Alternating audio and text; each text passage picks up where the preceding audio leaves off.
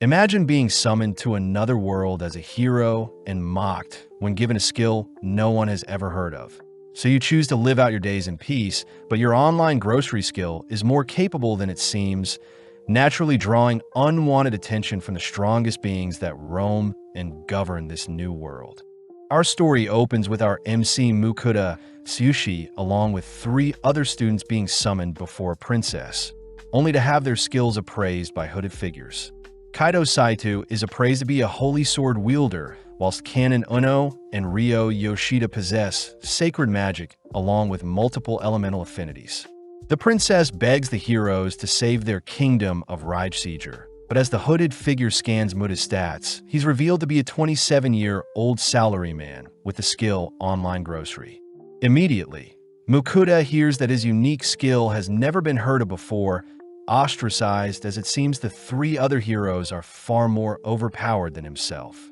With everyone brought before the kingdom's king, they all learn about the Demon King invading the VIDZ kingdom, prompting the king himself to ask for the heroes' help, and in exchange they'll be sent home once their duty is done. Heroically, Kaito, Uno, and Yoshida all agree to help the king, but Mukuda realizes something is sketchy about this whole situation, choosing to speak up as he asks to be pardoned. That way he can live a peaceful life away from this drama. Surprisingly, Mukuda is allowed to leave, handed 20 gold coins, but Mukuda is unsure about the worth of said coins. Passing through town, Mukuda garners strange looks from the town's folks, choosing to purchase a change of clothes only to pay others for information he is searching for. Mukuda chooses to stop by a grocery store to pick up some food only to pick out a place to stay, slumping into his bed as he is grateful he chose a more peaceful life. Mukuda points out how the royals were carrying such luxurious items, showing signs of greed. But before Mukuda makes plans to leave the country, he calls for his status window to appear. Mukuda reads that he is level 1 and has the skill appraise and item box. A good turnout, as he doesn't need to carry around things. As for his online grocery skill, he's still unsure how it works. Fidgeting around for a bit, Mukuda ends up tapping on the skill, only to be frightened when an ordinary-looking grocery website pops out in front of him. Sifting through the items, Mukuda starts by adding water bottles to his cart, only to move on to some bread he can eat right away.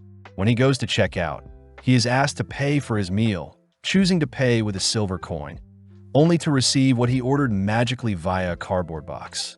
Mukuda is impressed by such a skill, swiftly munching on his bread, as he reasons such a skill was unknown to the royals and could be used to sustain him and make a profit in this new world. Making his way out of town, Mukuda is advised to head to the town of Keels near the border of the kingdom, barely managing to hitch a ride with other travelers. During his journey, he makes some small talk with a traveling merchant, learning that the merchant plans to sell some soap in Keels, an item that is considered quite luxurious. Mukuda wonders why the merchant doesn't just store his luggage in his item box. But the merchant says the item box skill is quite rare, with only 1 in 1,000 having such a skill, whereas the appraisal skill itself is the rarest of them all, with only heroes being able to wield such skills. Mukuda hears that appraisal items are precious and are strictly held by the guilds and countries. But when the merchant wonders why Mukuda is asking him such things, Mukuda manages to conceal his rare skills, reasoning that his secrets should be safe as long as no one appraises him. When a merchant hears that Mukuda is planning on staying in Keels permanently, the merchant says it's a good idea, seeing as trouble is brewing in VIDZ and rumors say the kingdom's borders will be closed soon. Right on cue, Mukuda arrives at a stop only to learn that all travel services have been suspended. Visiting a tavern, Mukuda chats with some knights, surprised that the knights plan on shifting their jobs to monster hunting, seeing as a war starting would be less favorable for them. Visiting the town's guild, Mukuda greets the receptionist only to request for escorts to help guard him to the kingdom of Venan by foot. Seeing as such a request is quite taxing, the receptionist asks that Mukuda pay 8 gold coins for his job, but seeing as he has no other choice, Mukuda reluctantly pays up. Immediately, the receptionist calls out to Werner and his party, prompting Werner from the Iron Will to introduce himself as a C-rank adventurer. Seeing as he wants to head out as soon as possible, Mukuda says he'll cook for the gang to save on expenses, something Werner is grateful for, as he says he'll get his party ready to set off tomorrow morning. Cutting to the next day, Werner introduces Vincent the swordsman, Rita the scout, Roman their mage, and finally Franca the healer. Starting on their journey, the gang remembered to take breaks in between, allowing Mukuda to show off his item box skill, where he retrieves a cooking stove and pot. Mukuda remembers that a magic stove would cost him 50 gold, so instead he used his online store to purchase a gas stove, allowing him to whip up some soup and sandwiches for the gang. With every mouthful, the gang are impressed by Mukuda's cooking, but Mukuda is revealed to have used his online grocery skill to pick out some soup packets along with pre-made sandwiches. Seeing as his escort party is slowly warming up to him, they all agree to continue their journey, but with Rita as their front guard, she suddenly orders the gang to halt. Out from the nearby trees, two massive bugs fly towards them, prompting Werner and Vincent to dash towards the monsters, instantly slaying them. As Franca heals the party, Rita is seen reporting sightings of a red boar up ahead, but with Ramon's help, they escort the boar directly towards them. Stepping up to the plate once more, Vincent and Werner tag team the massive beast before them, but even as C ranks, they easily slay the creature. Harvesting the creature's flesh, the gang reasoned they can sell the hide and fangs of the boar for a good price. As for the flesh, Mukuda offers to store them in his item box. With the sun setting, the gang gather around Mukuda's cooking, all choosing to turn their backs to allow Mukuda to cook comfortably. Mukuda decides to combine the harvested bacon with some vegetables, topping the meal off with some sausages only to serve the meal with some bread. Seeing everyone scoffing down his warm stew, Mukuda is relieved they enjoy his cooking. But when Mukuda serves up a second round, he wonders why the others are so impressed by his simple cooking. Mukuda chooses to appraise the other's stats, speechless upon discovering Rita has outrageous stats for someone of her stature. Suspecting something, Mukuda appraises the stew he made, realizing the food items he brought using the online grocery store are giving his party MP and strength boost, a horrifying discovery, as such a skill can become dangerous in the wrong hands. Choosing to keep his discovery a secret, we pan out to see a mysterious creature stalking our party from the bushes. Continuing their journey the next day, they make substantial progress towards the Venan Kingdom, all reasoning that it'll be 2 to 3 days left until they'll part ways. But seeing as night has fallen, they all prioritize setting up camp. Heading off on his own, Mukuda takes out some of the harvest boar meat, first slicing them into pieces only to marinate them in some ginger sauce he purchased online. Next, Mukuda finally chops up some cabbage, only to retrieve his gas stove, beginning to fry the marinated pork, but the sheer smell of the pork draws in the attention of the onlookers. Serving up the ginger-marinated pork alongside the cabbage, the gang are instantly blown away by the succulent flavors that fills their mouths with each bite. But as Mukuda goes into the logistics of his cooking, Werner begins to quiver, pointing out the monstrous creature that has snuck up on them.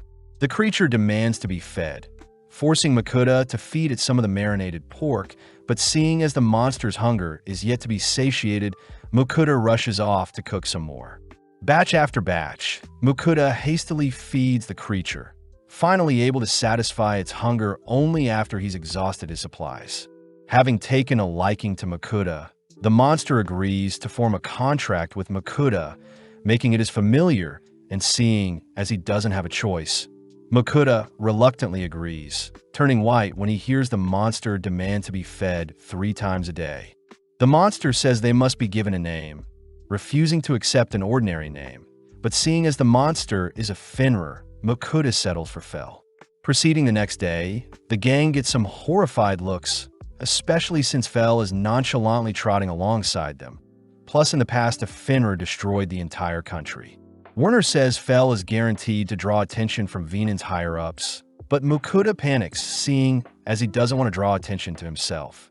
As the gang set up for lunch, Mukuda realizes they're running low on the boar meat they harvested, demanding that Fel go hunt for more meat, seeing as Fel requested that every meal contain meat. Fel admits that's a reasonable request, immediately dashing off to hunt down some prey. But in the meantime, Mukuda is praised for managing to command around the powerful Fenrir. At that moment, Fel returns with the corpse of a rock bird, a B-rank monster that Werner admits even their party couldn't take out. With the gang helping to extract the bird's flesh, Mokuda retrieves some teriyaki sauce, choosing to fry up the bird meat alongside the sauce only to serve it alongside some onion soup. Mokuda chooses to serve his party first, choosing to spend the rest of the time cooking and feeding Fel, ultimately using up the entirety of the rock bird. Having finally made it to the border of Kingdom Venin, Mokuda notices the kingdom's knights rallying outside the border, realizing that it's due to Fel's presence. Werner offers to speak with the knights, heading first towards the border, only for the rest of the gang to follow suit, ultimately greeted by Edgar, the captain of the knights. Edgar demands to know what Fel's intentions of entering the kingdom are, but Fel simply utters that it is Mokuda's familiar and it has no reason to harm the kingdom of Venin.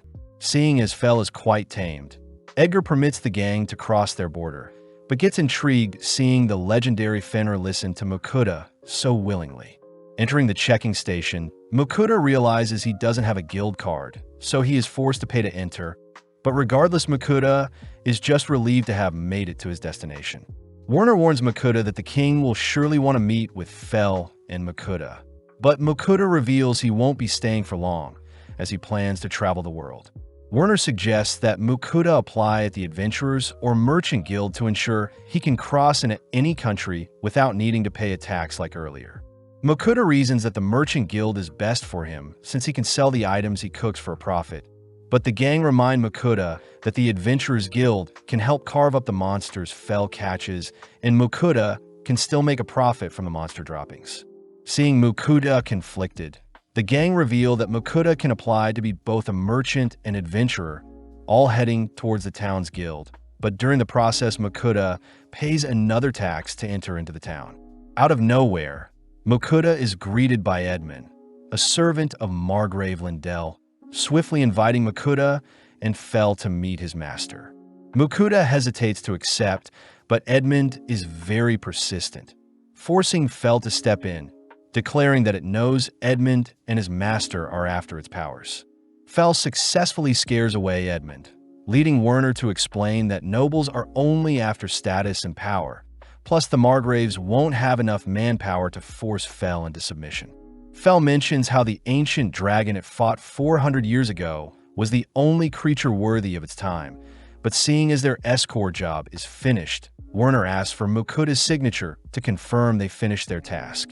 Mokuda realizes he can read and write, a feature of being a hero, but just like that, Mokuda part ways with the others who are heading to the Adventurers Guild. Mokuda and Fel choose to visit the Merchants Guild, entering the building only to draw the attention of everyone in the room. But regardless, Mokuda greets the receptionist Michaela, asking to register as a merchant.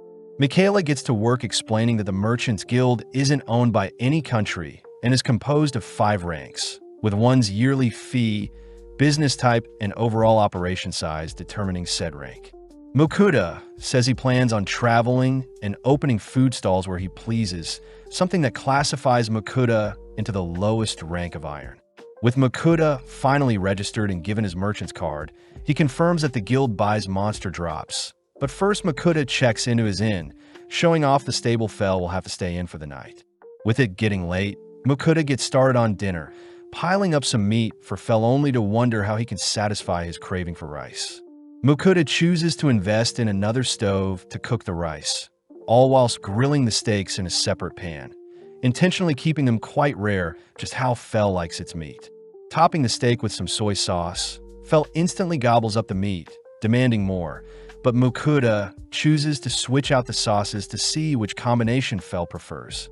After feeding Fel, Mokuda gets excited seeing as his rice is finally ready, carefully scooping out a bowl of rice only to top it with some steak and sauce, immediately devouring the meal. With Fel helping to clean up any leftover food, Mokuda is seen leaping into bed, but remembers to prepare the items he plans to sell the next day.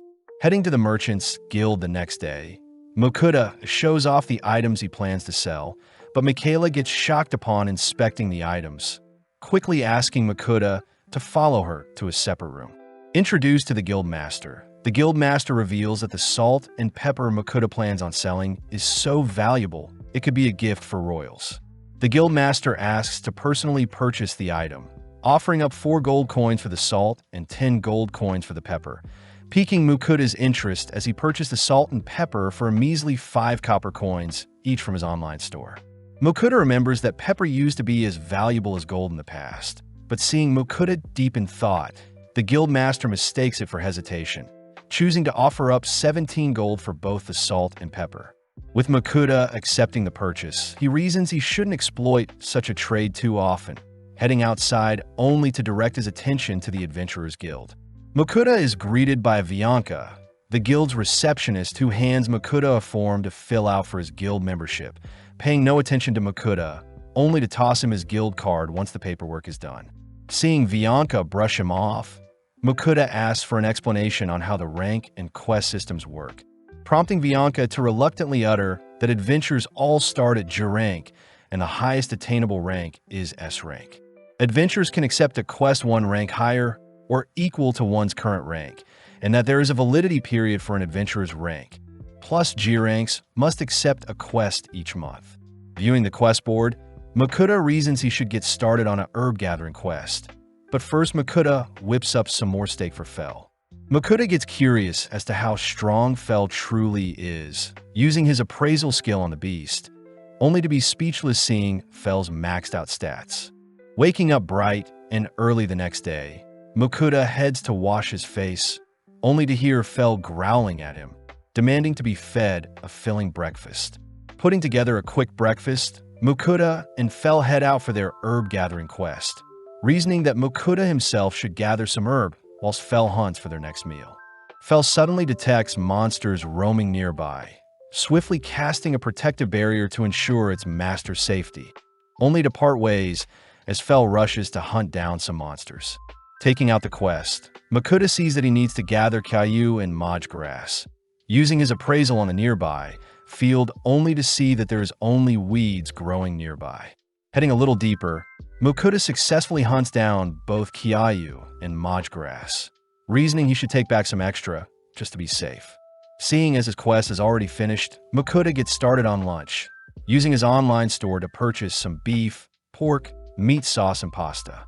Mukuda first dices and sauté the onions, only to add the meats and sauce, but suddenly Fel returns with another rock bird. Fel mentions that it hunted other prey and left it nearby, but for now Mukuda focuses on boiling and salting the pasta, serving the pasta and the sauce only to top off the dish with some Parmesan cheese and parsley. Inspecting the dish, Fel is skeptical at the vine-looking dish, but with a single slurp, Fel begins to devour the spaghetti dish before him. Mukuda is glad he can still enjoy the foods he loved in his original world, suddenly bursting out laughing when he sees Fel is all dirty from shoving its face in the meat dish. Finally heading to inspect Fel's other prey, Mukuda scans the monster corpses, realizing that Fel has brought back a giant deer, black serpent, and murderous grizzly only to store them away in his item box. Mukuda does notice that Fel has brought back some orcs, skeptical if they're edible, but Fel reassures Mukuda that humans eat orcs all the time. Seeing as everything is done, Fel offers to give Mukuda a ride back into town, instantly dashing through the forest and towards town, but Fel's sheer speed almost knocks out Mukuda. Back inside the guild, Bianca is impressed that a G rank managed to gather so many herbs, handing Mukuda the pay for the quest along with the excess herbs he picked. Before Bianca leaves, Mukuda mentions how he would like to sell some monsters his familiar had hunted down, but Bianca is clearly too distracted adoring how fluffy Fel looks. Bianca points Mukuda to the guild's butcher, but upon learning that Mukuda has quite a heap of monster corpses he needs to sell, the butcher asks Mukuda to follow him out back. The butcher is glad to have finally met Mukuda, mentioning how there were rumors of him around town, but when Mukuda shows off the A rank and B rank monsters Fel slaughtered, the butcher becomes speechless. Mukuda says he needs to harvest the meat from all of the corpses, something the butcher says he'll have ready by tomorrow. But seeing as Fel is getting hungry, the butcher agrees to harvest an orc first. With a slab of pork in front of him, Mukuda says he'll use the parsley and Parmesan cheese from earlier, first slicing up the pork only to pound it thinner, covering it with an egg flour mixture and finally frying in the pan. Mukuda chooses to add parsley and cheese to the dish, serving up 2 styles of pork piccata along with any leftover sauces. As our duo devour the meal, we see Mukuda returning to the butcher the next day, amazed the man was able to separate everything in a single day. The butcher also hands Mukuda his pay for the monster droppings, frightening Mukuda when he learns his payment is 202 gold coins. The butcher says the orc testicles, boar skin, and monster fangs are ultimately what yielded such a high payout, plus A rank and stronger monsters drop magic stones. Mukuda is grateful to the butcher for teaching him such things, hearing that the butcher used to be an adventurer and that Mukuda could probably get away with calling Fel a great wolf instead of a Fenrir to attract less attention. With nothing left to do in town, Mukuda and Fel continue their exploration of this new world, choosing to travel all day only to stop and set up camp once the sun begins to set. Seeing as Fel had earned him a lot today, Mukuda asks what Fel wants for dinner, but as Mukuda scrolls through his online store for takeout food options, Fel can't help but drool profusely. Settling on an assortment of meats, Fel takes his time gobbling each individual lump of meat, but off to the side Mukuda starts to cook up some Japanese black wagyu. Serving up a single wagyu steak to Fel. Fel is quite disappointed at his portion size, but upon tasting the steak, Fel can't help but admire the sheer tenderness the way the wagyu feels in its mouth. Mukuda hears that since monsters roam the world, there is no need to raise or domesticate animals. But as the duo wrap up their well-earned meal for the night, Fel is seen all fired up, noting how Mukuda's meal is giving it extra strength that could even rival the ancient dragon and its sworn rival. Curious, Mukuda appraises Fel's stats, shocked to see his food has buffed all of Fel's stats by 50%. Too restless, Fel swiftly casts another barrier to protect Mukuda whilst it's gone, speeding off into the night only to leave Mukuda to set up his sleeping bed for the night. Happily tucking himself in as Fel's barrier is putting him at ease. With Mukuda fast asleep, we see Fel encountering a rock bird only to take it down with a single swipe. Up next, a giant deer catches Fel's attention, but a single lightning spell dispatches the deer. Noticing a swarm of orcs nearby, Fel leaps into the epicenter of the gathering, immediately wiping out the horde with a torrential wind spell, only to notice an orc general appear. Sadly, the orc general's movements are far too slow, allowing Fel to slay it with a single swipe, but suddenly a chimera appears. Having just gotten started, Fel's roar sounds throughout the night, and by daytime Mukuda is in disbelief seeing all the monsters Fel had slain whilst he was sleeping. Hearing that Fel was able to take down a chimera with a single attack, Mukuda declares that the black wagyu will be removed from their meals moving forwards, especially since it gave Fel too great of a buff. In the coming days, we see Mukuda cook up a cockatrice with some soy sauce and lemon glaze, sitting down to enjoy a sandwich only to ask how Fel hunts. Fel says he uses mainly his teeth and claws, and only uses magic to eliminate weaker creatures, mostly wind magic, seeing as Fel had been blessed by the goddess Ninrir. Mukuda wonders if he can use magic too, opening up his system terminal only to confirm that he has a magic stat, but wonders how he can cast his first spell. Fel says you only need to think of casting a spell to use magic, but Mukuda says a genius like Fel won't be able to teach him, choosing instead to picture a fireball, but when Mukuda tries casting a spell, nothing happens. Seeing Mukuda embarrassed, Fel says Mukuda must allow magic to flow through his body first, asking Mukuda to touch its fur to feel the sensation of magic flowing through him, only to ask Mukuda to replicate the feeling himself. Setting up a can, Mukuda conjures a mini fireball, but his cast strength is far too pathetic to strike the target. Fel suggests that they engage in actual monster combat to help Mukuda grow, but upon seeing Mukuda wimping out, Fel drags Mukuda deeper into the forest. Discovering some goblins, Fel asks Mukuda to attack them, but Mukuda fears that the goblin swarm will be too much for him. Annoyed, Fel howls, drawing the goblins' attention towards Mukuda, who hurriedly flees. Running alongside Mukuda, Fel instructs Mukuda to continuously cast spells to survive only to leave for now, as Fell wants to hunt monsters as well. Seeing no other way out, Mokuda manages to fire off 2 fireballs, but accidentally trips over a rock when he gets too distracted.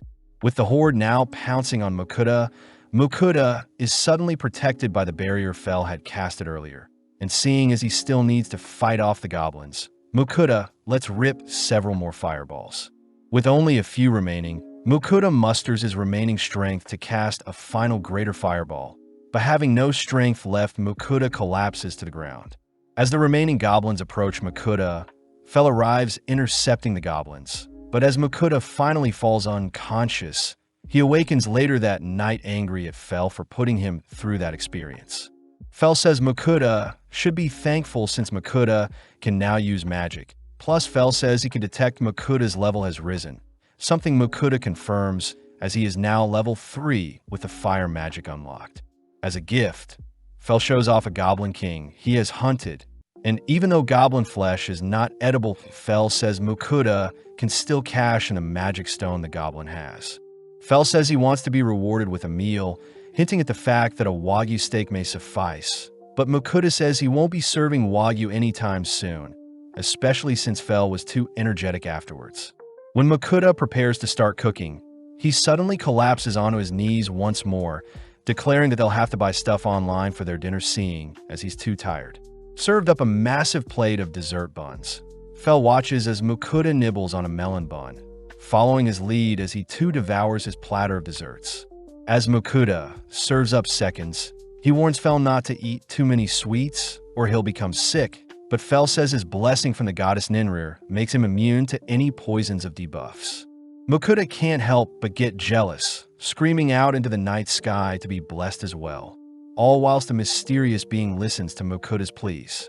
Reaching their next town, Mokuda is cornered by some knights who are threatened by Fell, but luckily Mokuda's guild card calms down the knights, seeing as Fell is registered as Mokuda's familiar. Fell gets annoyed when others call him a great wolf, using telepathy to communicate with Mokuda, seeing as they are master and slave technically. One of the knights reminds Mokuda that he is responsible for any damages Fell may inflict, but as the duo head through town, they reason they should find a map to see where they're heading next. Checking into the Elmira's Inn, Mokuda asks Fell to wait for him only to leave Fell with some snacks so he doesn't run off. Visiting the town's bookstore, Mokuda stumbles onto a book that teaches basic magic, only to be shocked to hear the book will cost 7 gold coins, especially since paper is quite rare in this world. As for a world map, Mokuda hears that such an item is considered a nationally restricted item, ultimately forced to leave empty-handed. Having failed to learn anything from the town's library as well, Mokuda returns to a starving Fell, annoyed to hear that Fell wants to be fed. Seeing as they need food quickly, Mokuda chooses to purchase some yakitori and tonkatsu from his online store, pleasing Fell as they resemble the boar and rock bird they ate previously. Needing to eat himself, Mokuda ends up steaming some rice, only to enjoy it with some leftover pork cutlets and dipping sauce, all whilst Fell drools over the meal. Exploring town the next day, Mokuda stumbles into a bar only to approach some men to ask them a few questions. When the men refuse, Mokuda buys them a few drinks, cheering up the mood as they gladly invite Mokuda to sit down. Mokuda starts by uttering that he traveled from the kingdom of Rager and it's his first time in the kingdom of Venin. But immediately, the men mention how the kingdom of Rager has started several wars in an attempt to claim more land once the new king took over. Mokuda hears that the kingdom of Ermin and the kingdom of Leonhard in the east are safe places, plus there are dungeons for adventurers to explore. Mokuda is grateful for the information, but voices how upsetting it is he has yet to find a map. Coincidentally, the men before him reveal a map of their own, having obtained it from a fellow adventurer. The men offer to pass it down to Mokuda, seeing as they've already memorized it, even agreeing to sell it to Mokuda for a measly gold coin. Unable to pass up the opportunity, Mokuda agrees to buy the map.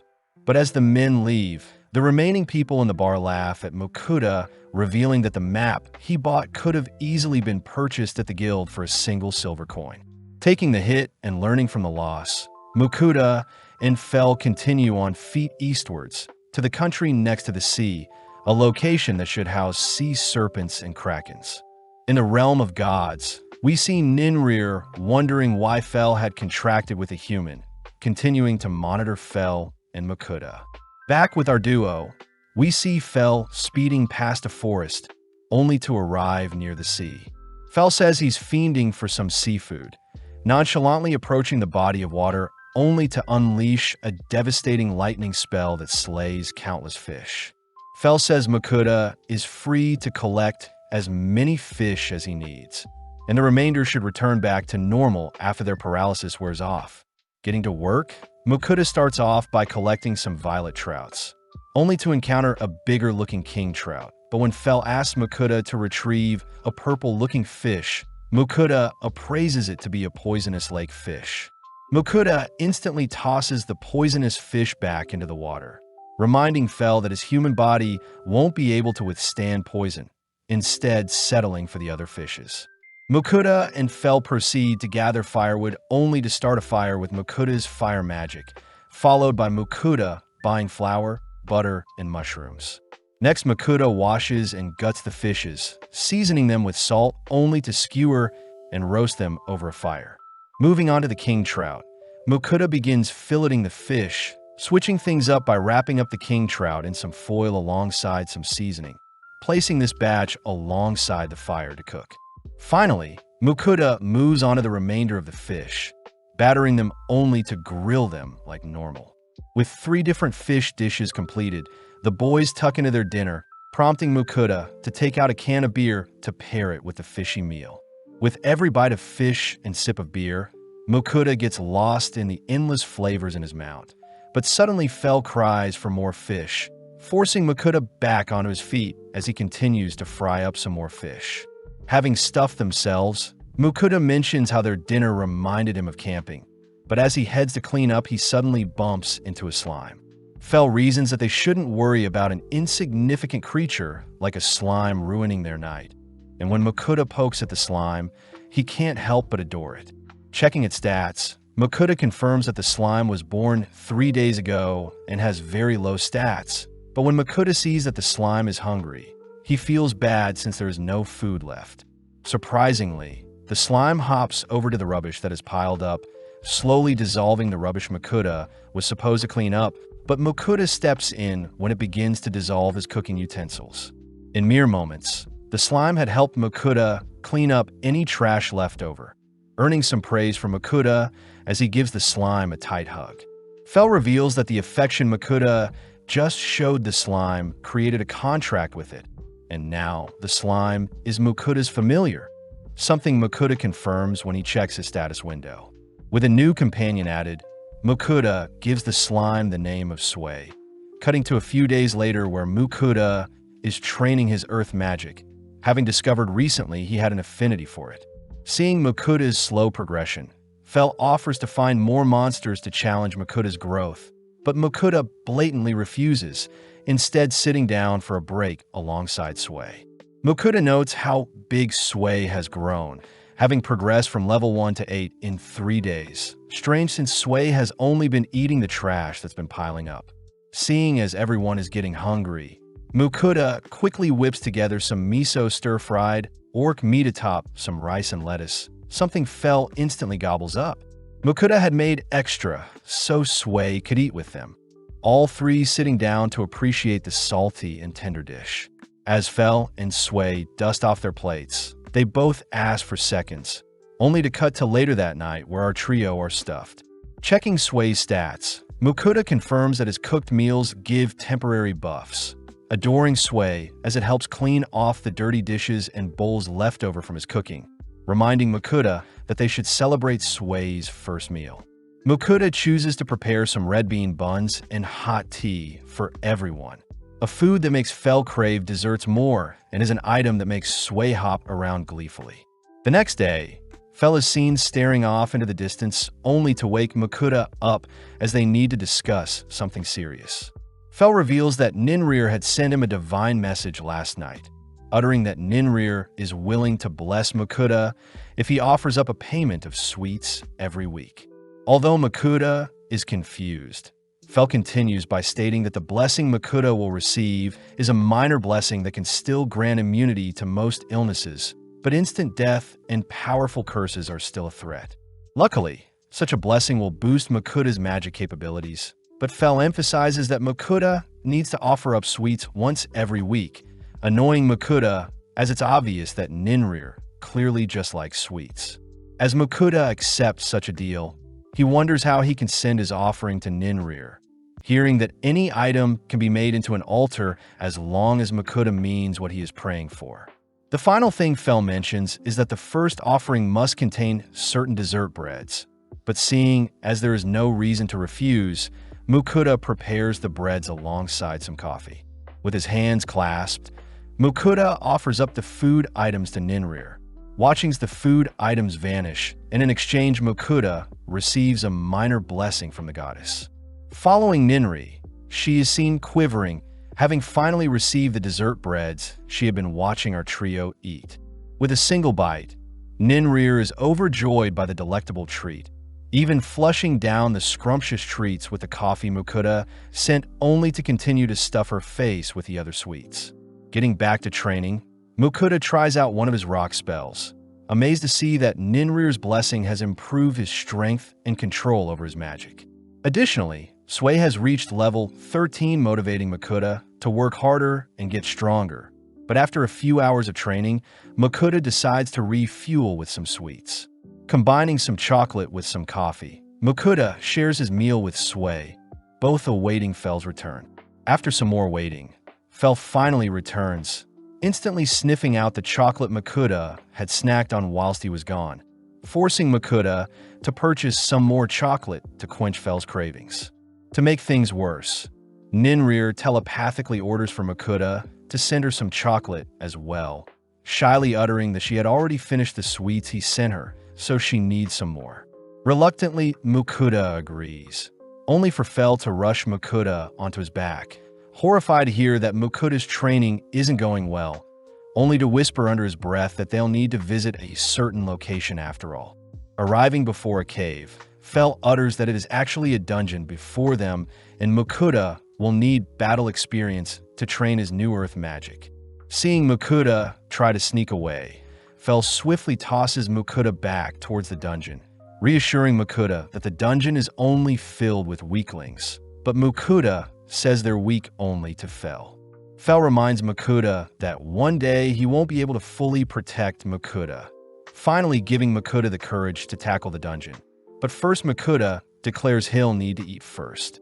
Ordering tons of takeout, Mukuta finally tells Fell about the stats boost his food grants, and since Mukuta can't tell what foods boost which stats, he simply begins to gorge on spread in front of him. Only tasting each food item, Mukuta hands the leftovers to Sway, who helps clean up any mess, whilst also leveling up from consuming non-food items. As Mukuta finishes up tasting the desserts, he comments on how full he is, and upon checking his stats, he confirms that everything is boosted by 20%. With Fell and Sway eating the leftovers, Mukuta sees that their stats went up as well, and with Fell casting his barrier on Mukuta, they finally enter the dungeon with Mukuta wielding a sword. As Mukuta slowly treks into the cave, he suddenly encounters a slime, wondering if he should slay it since Sway is present, but in an instant Sway spits out some acid, instantly slaying the opposing slime. Fell is impressed that Sway had learnt such a skill, all watching as Mukuta follows up with a stone bullet to attack an incoming slime, only for Sway to finish off a second approaching slime. Mukuta is freaked out hearing that the dungeon will absorb anything that dies in it, including the slime corpses before them. But as they venture deeper, Fell warns Mukuta that horned rabbits are on the next floor. With the rabbits rushing Mukuta, he aimlessly swings his sword around, only to move on the next floor where Mukuta faces some goblins with his fire magic. Mukuta does wonder why monsters are still attacking with Fell present, hearing that monsters in the dungeon attack anything that enters, suddenly running into kobolds on the next floor. At first, Mukuta attempts to flee, but seeing no other escape, Mukuta manages to unleash 2 earth projectiles that flatten the kobolds, amazing Mukuta himself. Fell reminds Mukuta to grow stronger whilst in the dungeon, all heading into the deepest floor of the dungeon. But horrifically, Mukuta encounters hundreds of kobold guarding the last floor. When Mukuda tries running away again, Fel stops him, allowing Sway to help this time with clearing the floor. Plus, Fel himself can always step in if things get hectic. Seeing Sway pumped up, Fel shoves the pair towards the enemy, alerting the kobolds to Mukuda's presence as they all simultaneously lunge at Mukuda. Luckily, Fel's barrier repels the attacking monsters, giving Sway the opening to slay several kobolds with its acid spit. Mukuda rushes to join in, casting several stone bullets in tandem with Sway's acid spit to clear out the majority of the attackers. After a while, only 2 kobolds remain, both seemingly fleeing the scene, but out of nowhere their corpses are flung out of hiding, revealing the boss of the dungeon, the Kobold King. Fel says the king has appeared since his subordinates have been slain, but out of nowhere the king locks onto Mukuda, forcing him to flee. With Mukuda attempting to take down the creature with his stone bullets, he realizes that the projectiles simply deflect off the king's tough exterior, panicking as he can only flee from the king's axe swings. To make things worse, Fel mentions how his barrier won't completely protect Mukuda, forcing Mukuda to steal his resolve as he conjures a far greater stone bullet than the rest, managing to strike the king directly in the head. With the Kobold King's head recoiling, it suddenly recovers, opting to use its claws to attack Mukuda, but before Mukuda can retaliate, he suddenly feels dizzy, having exhausted his mana. Left wide open, Mukuda is once again saved by Fel's barrier, realizing that Fel was lying to force Mukuda to grow. With the Kobold King fixated on breaching Fel's barrier, Sway fires off a beam of acid, instantly disintegrating the creature. But before Mukuda faints from fatigue, he notices Sway glowing. Back outside, Mukuda awakens from his slumber, reassuring Sway that he's fine, but strangely enough, Sway can now communicate with him. Mukuda pulls Sway in for a hug, checking her stats only to see that she's evolved from a baby slime to a slime, explaining why Sway was glowing earlier. To top things off, Sway is already level 7 after her levels reset. As for Mukuda, he is officially level 7 with Earth Magic as a new skill, but sadly he is still weaker than Sway. Mukuda hears that Fel left a while ago, but in the meantime Mukuda wonders if Sway is a rare breed for her kind, but right on cue Fel returns.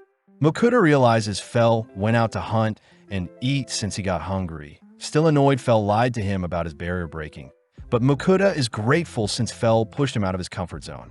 Seeing as everyone is hungry, Mukuda browses the online store to pick up some eggs, fish stock, soy sauce, and rice, only to begin cutting up some onions and rockbird. Next, Mukuda simmers the ingredients in a broth base, only to top everything off with some eggs, adding the mixture to some rice to reveal a rice bowl. As our trio devour the well-earned meal, they choose to rest up afterwards, but Mukuda suddenly bursts out laughing hearing Sway call Fel her uncle.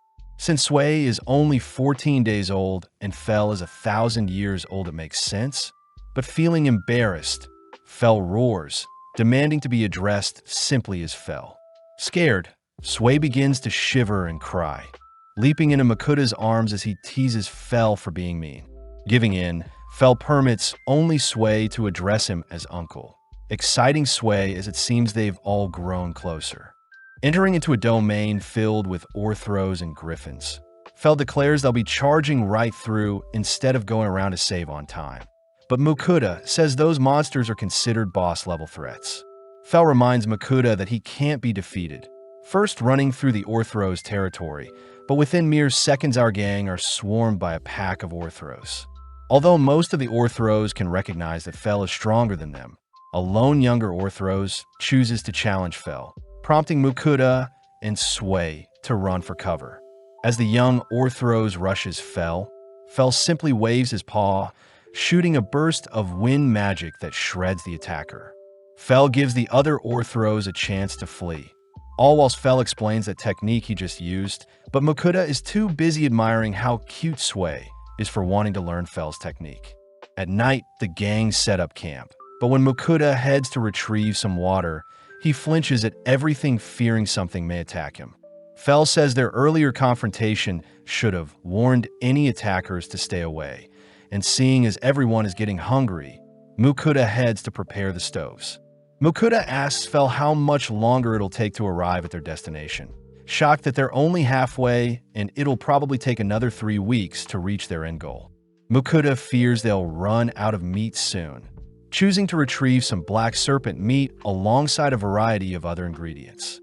Mukuda starts by trimming the flesh off the bone, only to dice up the serpent meat as if it were chicken. Mukuda then starts tossing the serpent meat with some seasoning and chili sauces, ultimately serving up some chili black serpent, relieved to see the serpent taste fine. With both Sway and Fel impatient, Mukuda rushes to feed his starving familiars, suddenly realizing that there are only scraps left over, as Mukuda settle for a sandwich filled with the leftover chili serpent. The next day, the gang enter into Griffin territory, but make a pit stop when Fel detects some rare healing mushrooms nearby. When eaten, the mushrooms can heal wounds or broken bones, and seeing as there is quite a lot of mushrooms present, Mukuda starts collecting them while Sway devours some. After a while, Sway is seen glowing again, but although Sway seems fine, Mukuda checks her stats to make sure. Surprisingly, Sway has learnt the skill of healing potion creation. A feature Fel suspects is due to Sway eating healing mushrooms, as slimes tend to evolve based on what it eats. Mukuda praises Sway for learning such a useful skill, asking Sway to try it out only to watch Sway oozing out a strange liquid. As Mukuda catches the liquid in a bottle, he inspects the substance only to see it is a high-quality liquid that can heal things from impending death. With Sway showing off other types of healing potions it can create, Fel admits that he has never seen such an intelligent and skilled slime like Sway before, something Mukuda celebrates as he hit the jackpot with Sway. In the next 3 days, the gang finally encounter their first griffin, but as the creature flies towards the gang, it suddenly greets Fel with its head hung low. The griffin begs Fel to duel it, as it wants to become head of its pack, and seeing as the griffin is willing to give its life to prove itself, Fel accepts the duel. Off to the side, Mukuda asks that Fel not slay the griffin, but as the duel starts, the griffin leads with several slashes that Fel evades. Fel chooses to kick the griffin away, but the griffin simply sends out several feather projectiles, forcing Fel to dodge, all whilst creating a smoke screen in favor of the griffin.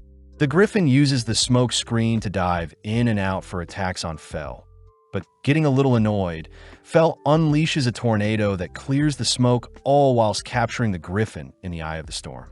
Mukuda screams for Fel to let the griffin live, forcing Fel to release the griffin from the tornado, but the griffin is too beaten up to move. Quickly, Mukuda and Sway heal the griffin with Sway's healing liquid, but seeing the griffin depressed, Mukuda points out that the griffin was able to land a hit onto Fel. Surprised it was able to harm the legendary Fenrir, the griffin roars, attracting its kind only to declare that it has become leader of its pack thanks to Fel. Before the griffin leads with its pack, it hands Mukuda one of its feathers, promising to not intervene with the gang moving forward. That night, Mukuda thanks Fel for clearing things up with the griffin, reasoning that he should use the rest of their meat to reward Fel. Mukuda opts to batter and season the remainder of their orc meat, deep frying it only to serve it beside some cabbage and sauce, a meal both Fel and Sway gladly devour. With Mukuda whipping up second for the gang, he is reminded by Fel to send offerings to Ninrir, cutting to a few days later where the gang have finally emerged from the forest. Mukuda celebrates a month and a half worth of traveling, checking the map to see that they're close to the kingdom of Leonhardt, and seeing as they're basically out of meat, the gang sprint to search for any man-made roads. Off in the distance, Mukuda spots a caravan being attacked by bandits, ordering Fel to save them in exchange for a luxury meal later. Enticed by the offer, Fel rushes towards the caravan, all whilst we see Lars desperately fending off the bandits, all whilst Lambert is ordered to remain hiding in the caravan. Right on cue, Fel leaps into the air, drawing everyone's attention as he orders the bandits to freeze and relinquish their weapons. Overwhelmed by Fel's presence, the bandits give in, allowing the bandits to be tied up safely. Lambert introduces himself as the owner of the caravan, and Lars is the leader of the Phoenix Adventure Party that had been employed to escort Lambert, all grateful to Mukuda for saving them. Lambert mentions how they're heading to the city of Carolina, the northwestern city in the kingdom of Leonhardt, and seeing as it's convenient for them as well, Mokuda agrees to accompany everyone to the kingdom of Leonhardt. Traveling all day, Mokuda ends up hearing rumors from the guards that Fell is either a great wolf or a Fenrir, and that the rumors spread fast due to letters being exchanged via a magic teleportation tool. Mokuda ends up feeling bad for Fell since most nobles want to tame and use Fell for their own benefit. And to make things worse, Mokuda himself has a rare item box, appraisal skill, and even the online grocery skill, all things that will cause a massive stir if leaked. That night, everyone decides to set up camp for the night, but Fell reminds Mokuda he promised to serve him a luxury meal, forcing our trio to separate from the main group as he prepares to cook up some meat for everyone. Mokuda reports that only meat scraps are left, but wanting to make the most of the remaining meat, Mokuda ends up dicing up and battering the remaining meat only to deep fry them. Mokuda also uses up the sauces to season them, pleasing Sway as she gobbles down the meal. As for Fell, he can't help but devour the meat before him. As Mokuda continues to serve batch after batch, the scent from his cooking ultimately reaches the other men, drawing them towards his mini hideout as he's forced to serve them food as well. Now with the men joining in, Mokuda works overtime to please everyone, unable to save any for himself. Grateful for the meal, Lars and his men promise to protect Mokuda whilst they rest, only to glare at the bandits, ordering them to behave. When the bandits refuse to be quiet, Mokuda speaks up, reminding the bandits that Fell will rip them to shreds if they disrupt their beauty sleep. The next day, Mokuda finally arrives at Carolina, the 5th largest city in Leonhardt, a place where Lambert's family have been leather merchants for generations.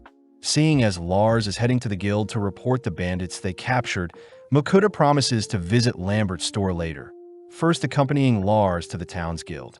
Surprisingly, Mokuda learns that his G-rank license had been revoked since he hasn't accepted a quest for over a month, learning from Annette that most G-ranks try getting to F rank as soon as possible. That way he'll have a 3-month grace period between quests. Seeing as he won't make the same mistake twice, Mokuda asks to re-register his guild license, this time reporting that Sway is a new familiar he wants to register, but this only makes other adventurers mock him for taming a slime. Afterwards, Mokuda asks where he can submit the monsters he's collected, only for Lars to ask if he and his men can watch, curious as to what monsters Fell had slain. Seeing the massive monster pile, Lars and his men are speechless, but Mokuda continues to pile up the corpses, stopping just before he adds the Chimera corpse. Johan the Butcher is impressed to be given the chance to carve up so many corpses, but Mokuda asks if it's fine to have his monsters butcher in places other than the guild, but Johan advises against it since non-licensed butchers are sketchy. In mere moments, Johan perfectly extracts a portion of the red serpent's delicate skin, making Mokuda and Fell crave the taste of the serpent's meat. Lars suddenly realizes something, asking what meats were served to them last night. But upon hearing that Mokuda had served them A-rank and B-rank monsters, Lars and his men immediately apologize for stuffing themselves with such rare monster meat. Mokuda is surprised at first, but reassures the men it was fine, something Lars can't accept as he promises to assist Mokuda if anything arises in the future. Checking into the Griffin in that night, Mokuda reasons that he should reach F rank whilst he's in town, plus he needs the guild's butcher to help extract the meat for their adventures. Before Mokuda heads to sleep, Ninrir's voice reminds Mokuda to complete his weekly offerings, and seeing as there is a pudding and jelly sale in his online store, Mokuda offers up a variety of sweets to the goddess.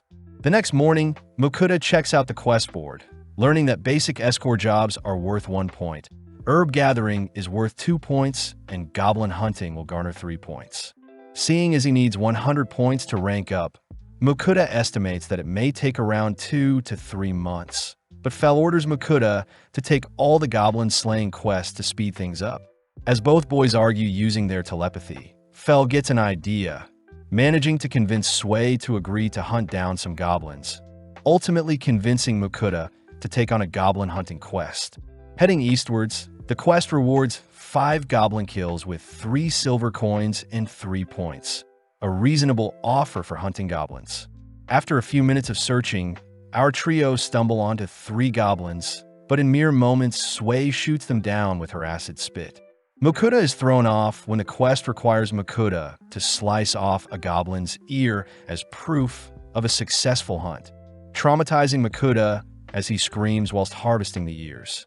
Having made too much noise, another army of goblins approaches our trio, but Sui gets to work dispatching them one by one. Not satisfied, both Sui and Fel drag Mukuta toward the nearby goblin settlement, ultimately managing to rack up quite a few hundred goblin corpses. Moving on to harvesting the goblin ears, Mukuta wonders what they'll do with the remainder of the goblin bodies, fearing that it may attract other monsters or even create a dungeon itself. Fel reckons they should leave the corpses be and let nature do its magic, but Mukuta refuses, asking if Sui herself could melt down the bodies. Happily obliging, Sui ends up growing massively in size after cleaning up a fraction of the corpses, and when Mukuta checks Sui's stats, Mukuta sees that Sui has evolved into a big slime. Having gained the skill to proliferate, Sui shows off her skill to change size at will, splitting her body apart into smaller Suis only to begin dissolving the remainder of the goblin corpses. Mukuta is amazed by how overpowered Sui has gotten, but seeing as it's almost lunchtime, Mukuta declares they'll be having bread today. Changing things up, Mukuta purchases a variety of breads with savory fillings, intriguing Sui as she discovers different meats within each bread. As Fel tucks into the meal, Mukuta indulges in some coffee to wake himself up, a little disappointed that his plan to rank up slowly has been ruined, as the goblins they racked up in a single day have garnered him enough points to reach rank F already. Returning to the guild, Mukuta submits the horde of goblin ears he had collected, but this ends up causing a stir at the guild, stressing Mukuta out when the guild master himself asks to speak with Mukuta. Guided by a net out back, Willem the guild master greets Mukuta, grateful for Mukuta for taking out the goblin settlement near their town.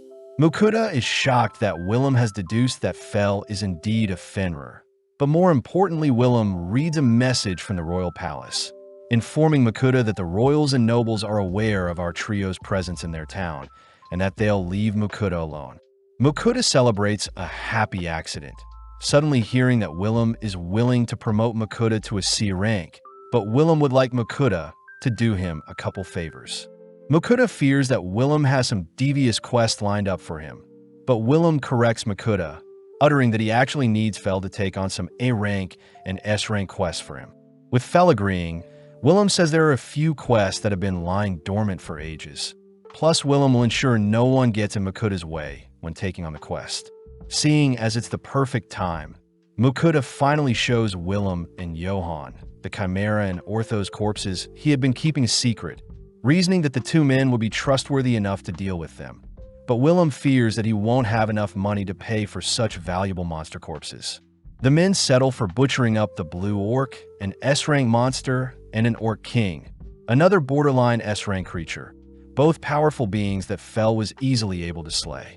Sui gets motivated to hunt down powerful monsters just like Fel, all whilst Willem tells Mukuta to come back once Johan finishes butchering up the monsters. Plus, he'll give Mukuta his C-rank license tomorrow as well. That night, Mukuta reasons they should switch things up from the normal fried food, opting to cook a meal with vegetables. Mukuta first boils some rock bird, only to have Sui help him shred the bird, only to finish the first meal by adding some sauce to the bird and vegetables. Next, Mukuta gets started on stir-frying a portion of the rock bird with some vegetables, ultimately serving up the dishes to Fel and Sui, all whilst indulging in a beer himself. Mukuta chooses to combine the dishes with bread, all dusting off the dishes as Mukuta voices how proud he is that Sui wasn't picky about what she was served. Noticing Fel cramped in his sleeping space, Mukuta offers to lay down a futon to help Fel sleep, only for everyone to finally head to bed. The next day, Mukuta heads to the guild to collect his guild license, amazed that a C-rank card is silver and that C-rank adventurers only need to complete a quest every 6 months. Finally, Willem shows off the payout Mukuta will be receiving for his monster corpses, first starting with 461 gold coins for the initial monster corpses with the red serpent. Next is 1,415 gold coins for the ogres in the second pile, and finally is the payment for clearing up the goblins and their settlement, totaling a final payout of 1,946 gold coins. Willem admits it's the biggest amount of money they've paid a single adventurer. Plus, Makuta knows he still has leftover fund for his other adventures, fearing that his 2,000 plus gold coins will draw in other attackers. Willem does remind Makuta that he still needs to take on 2 quests to keep up his end of the bargain, starting with hunting down a metal lizard along with a pack of bloody hornbulls. Willem asks that Makuta hunt the metal lizard first, as their nest is meant to be at the foot of the Pascal Mountain and will take a 2-day carriage ride to get there.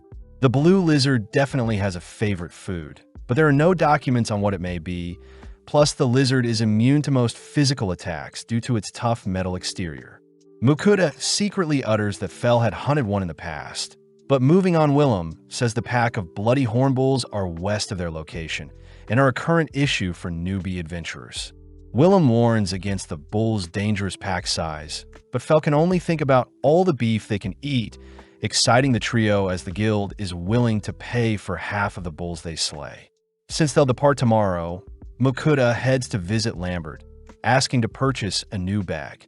Lambert gladly shows Makuta a few bags made from different animals at different price points. But Makuta says Sway will be the final decider, seeing as she'll be carried around in it. Surprised to see Sway pick out the cheapest bag made of leather.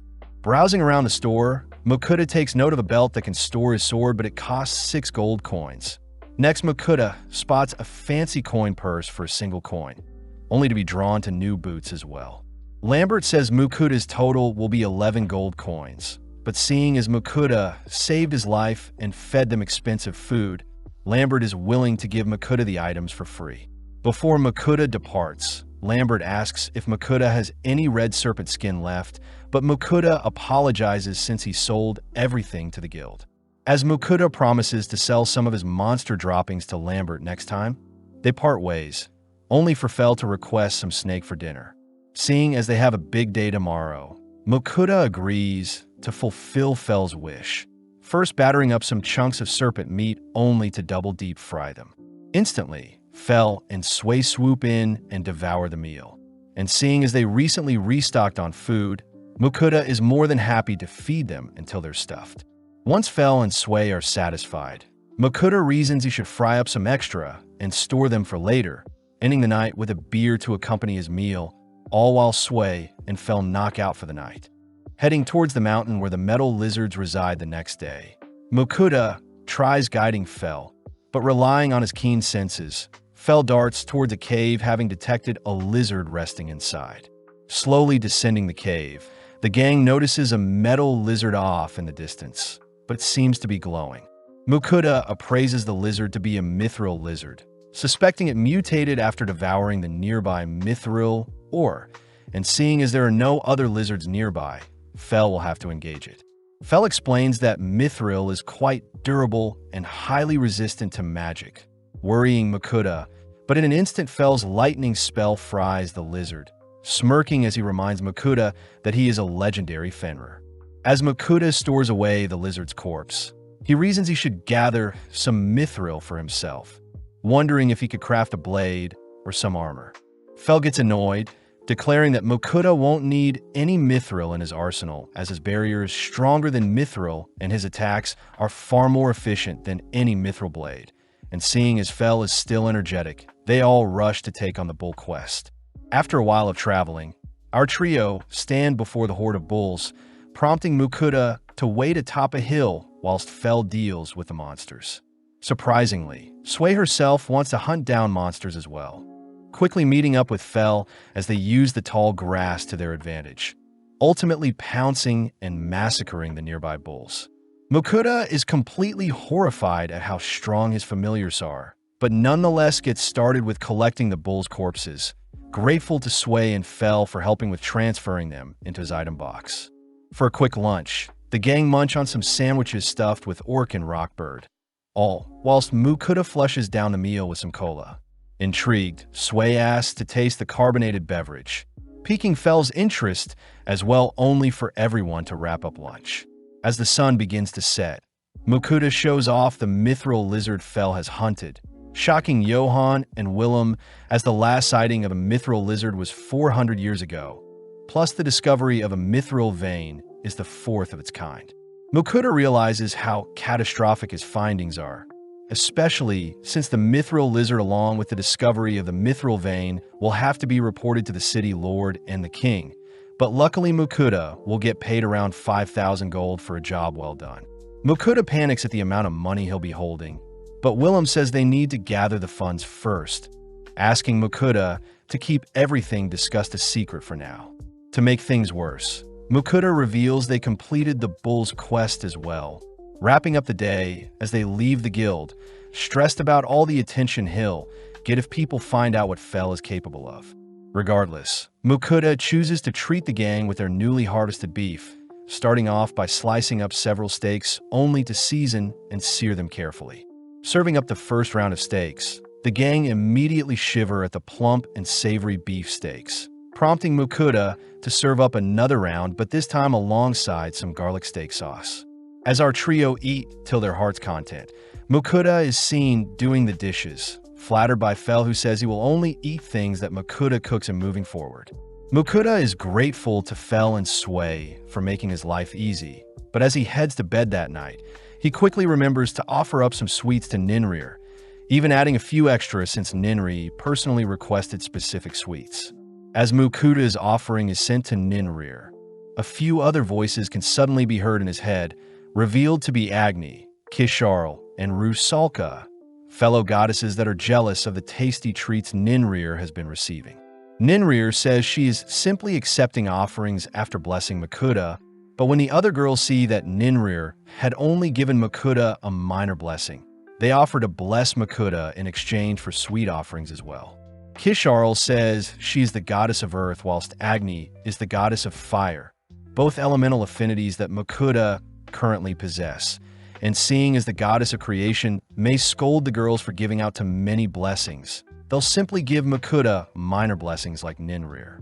Mukuta secretly wonders if he could deny such offers, especially since it's never been heard of for someone to have more than one blessing. But having heard enough of Mukuta's whining, Agni and Kisharl both bless Mukuta regardless.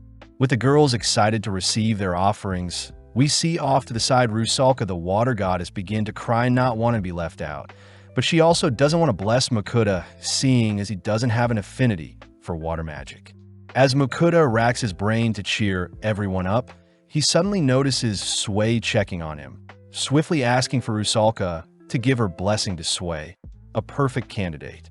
Happily obliging, Rusalka ends up fully blessing Sway, all suddenly demanding to be given their offerings now. Seeing as he has to keep up his end of the bargain, Mukuta purchases a box full of sweets, sending the offering up to the goddess only to collapse into his bed exhausted. Mukuta chooses to check his stats, amazed at how stacked they are, reasoning that Sway and himself should try out their new powers. Heading into a forest the next day, Mukuta confirms that his fire and earth magic have been severely boosted, and it seems he isn't as fatigued after casting a decent amount of spells. Up next, Sway tries out her new powers, dazzling everyone when she manages to conjure a massive water ball on her first go, only to decimate a nearby tree. To top things off, Sway's slashing attacks easily shred several trees at once, prompting Mukuta to instruct Sway to only attack monsters with her new powers. When Fel asks to spar Sway, Mukuta immediately forbids such a thing. Instead, Mukuta tries out his new rock wall skill, all whilst Fel heads off to do some hunting. When Fel returns with a black serpent corpse, Mukuta shows off a new house he made with his earth magic, but sadly Fel and Sway are more fixated on dinner. Waking up early the next day, the gang admit the house helped, only for Mukuta to declare they'll be delivering the serpent Fel hunted to Lambert. Back in town, Mukuta visits Johann, who shows off the remainder of the bull meat, all whilst handing Mukuta the remainder of his pay for the bulls. Johann reports that Willem is out speaking to the lord of the city about the mithril lizard, but in the meantime, Mukuta asks to sell the black serpent, but he'll be keeping the flesh and skin. Back at the inn, Mukuta shows off a new meat grinder he had purchased online, showing off the device to be able to mince up the bull meat. adding in some minced orc general meat as well. Mukuta gets to work frying some onions only to combine the meats, seasonings, and various other ingredients, ultimately shaping the mixture into patties with Sui's help. Choosing to store some in his item box for later, only to begin frying up the patties, serving them up alongside some hamburger sauce. With a single bite, our trio stuffed their faces with the juicy patties, plus Mukuta reveals he had added cheese in some of the patties. Later that day, Mukuta is annoyed at the soap bar he's been given since it doesn't produce any bubbles, choosing to purchase some from his online stores along with other bathroom amenities.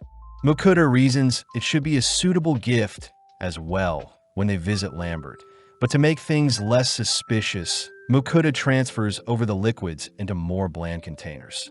Off to the side, Sui enjoys soaking in water, making Mukuta crave taking a bath in this new world. That night, Mukuta presents the black serpent skin he obtained to Lambert, something Lambert swipes up for 50 gold. Moving on, Mukuta reveals he is also a merchant guild member, asking for Lambert's advice on the bathroom products he bought. At first glance, Lambert is impressed by the scent the soap is giving off, but as Mukuta mindlessly rambles on about the cleaning products he is presenting to Lambert, he suddenly stops himself wondering if he said too much. Luckily, Lambert reveals that he had been looking for an anniversary gift to give his wife, and since his wife loves to take baths, Mukuta's items will be the perfect gift.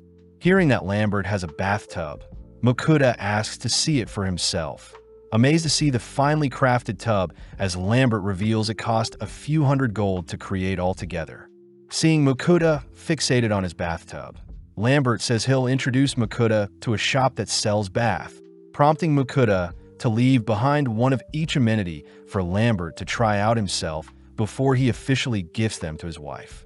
The next day, Mukuta returns to see how Lambert likes the products, but surprisingly Lambert's wife, Marie, is present. Marie reveals that Lambert looks stunning and smelt amazing after bathing last night, and when Marie tried out the product herself, she immediately knew such products would be a hit. Since Mukuta doesn't have a store of his own, Marie and Lambert offered to help sell the bathroom amenities Mukuta gave to them, but Mukuta is quite hesitant. As Mukuta returns to the others, he reports that Lambert will be selling his bottled bathroom amenities moving forwards, and seeing as Willem seems to be back, Mukuta has fell and Sui wait outside whilst he heads into the guild. Upon entering into Willem's office, Mukuta is dazzled by the stacks of gold Willem was able to fetch for the mithril lizard and mithril vein, totaling 5,800 gold coins. Before Mukuta can think about the bathtub he can purchase with such a fortune, Annette enters the room, reporting that a swarm of wyverns have attacked several low-ranking hunters near the Western Plains. Luckily, the hunters that were attacked have survived, but most of them are on the brink of death. Entering into the main room of the guild, Mukuta notices multiple adventurers beaten up and bruised, and seeing as there aren't enough healing potions for everyone, Mukuta offers up some of his high-quality healing potions. Upon applying them to the injured, the potions instantly cleanse and heal all wounds, giving Willem the chance to make an emergency announcement, asking for all C rank and above adventurers to slay the wyverns before they attack their town. As Willem's words rally together the surrounding adventurers, Fell's voice suddenly rings throughout the room, uttering that Fell himself will take out the wyverns. Willem admits that it would be much appreciated, promising to pay Mukuta handsomely if Fell succeeds, but Fell only cares about devouring the wyvern flesh. Departing immediately, Fell escorts our gang through some grassy terrain, only to halt when they all spot wyverns circling them from above. Mukuta appraises the wyverns to be creatures that hunt in packs and have poisonous stingers for their tails, but Fell is not one bit afraid, instead using the opportunity to teach Sui how to fight aerial monsters.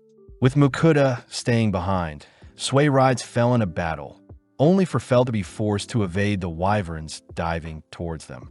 Fell instructs Sui to target the wyvern's head or wings, but on her first go, Sui only manages to land a hit on a wyvern's wings, sending it plummeting from the skies.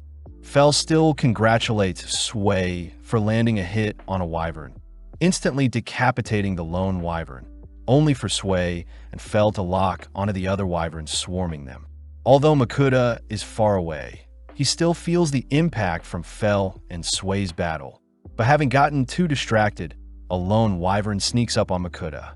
As the wyvern attacks with its tail, Makuta is once again protected by Fel's barrier. But before the wyvern can attack Makuta again, Sway appears, absorbing and blowing the creature away. Right on cue, Fel monstrously appears behind the wyvern, instantly shredding the creature only to clean up the rest not too long after.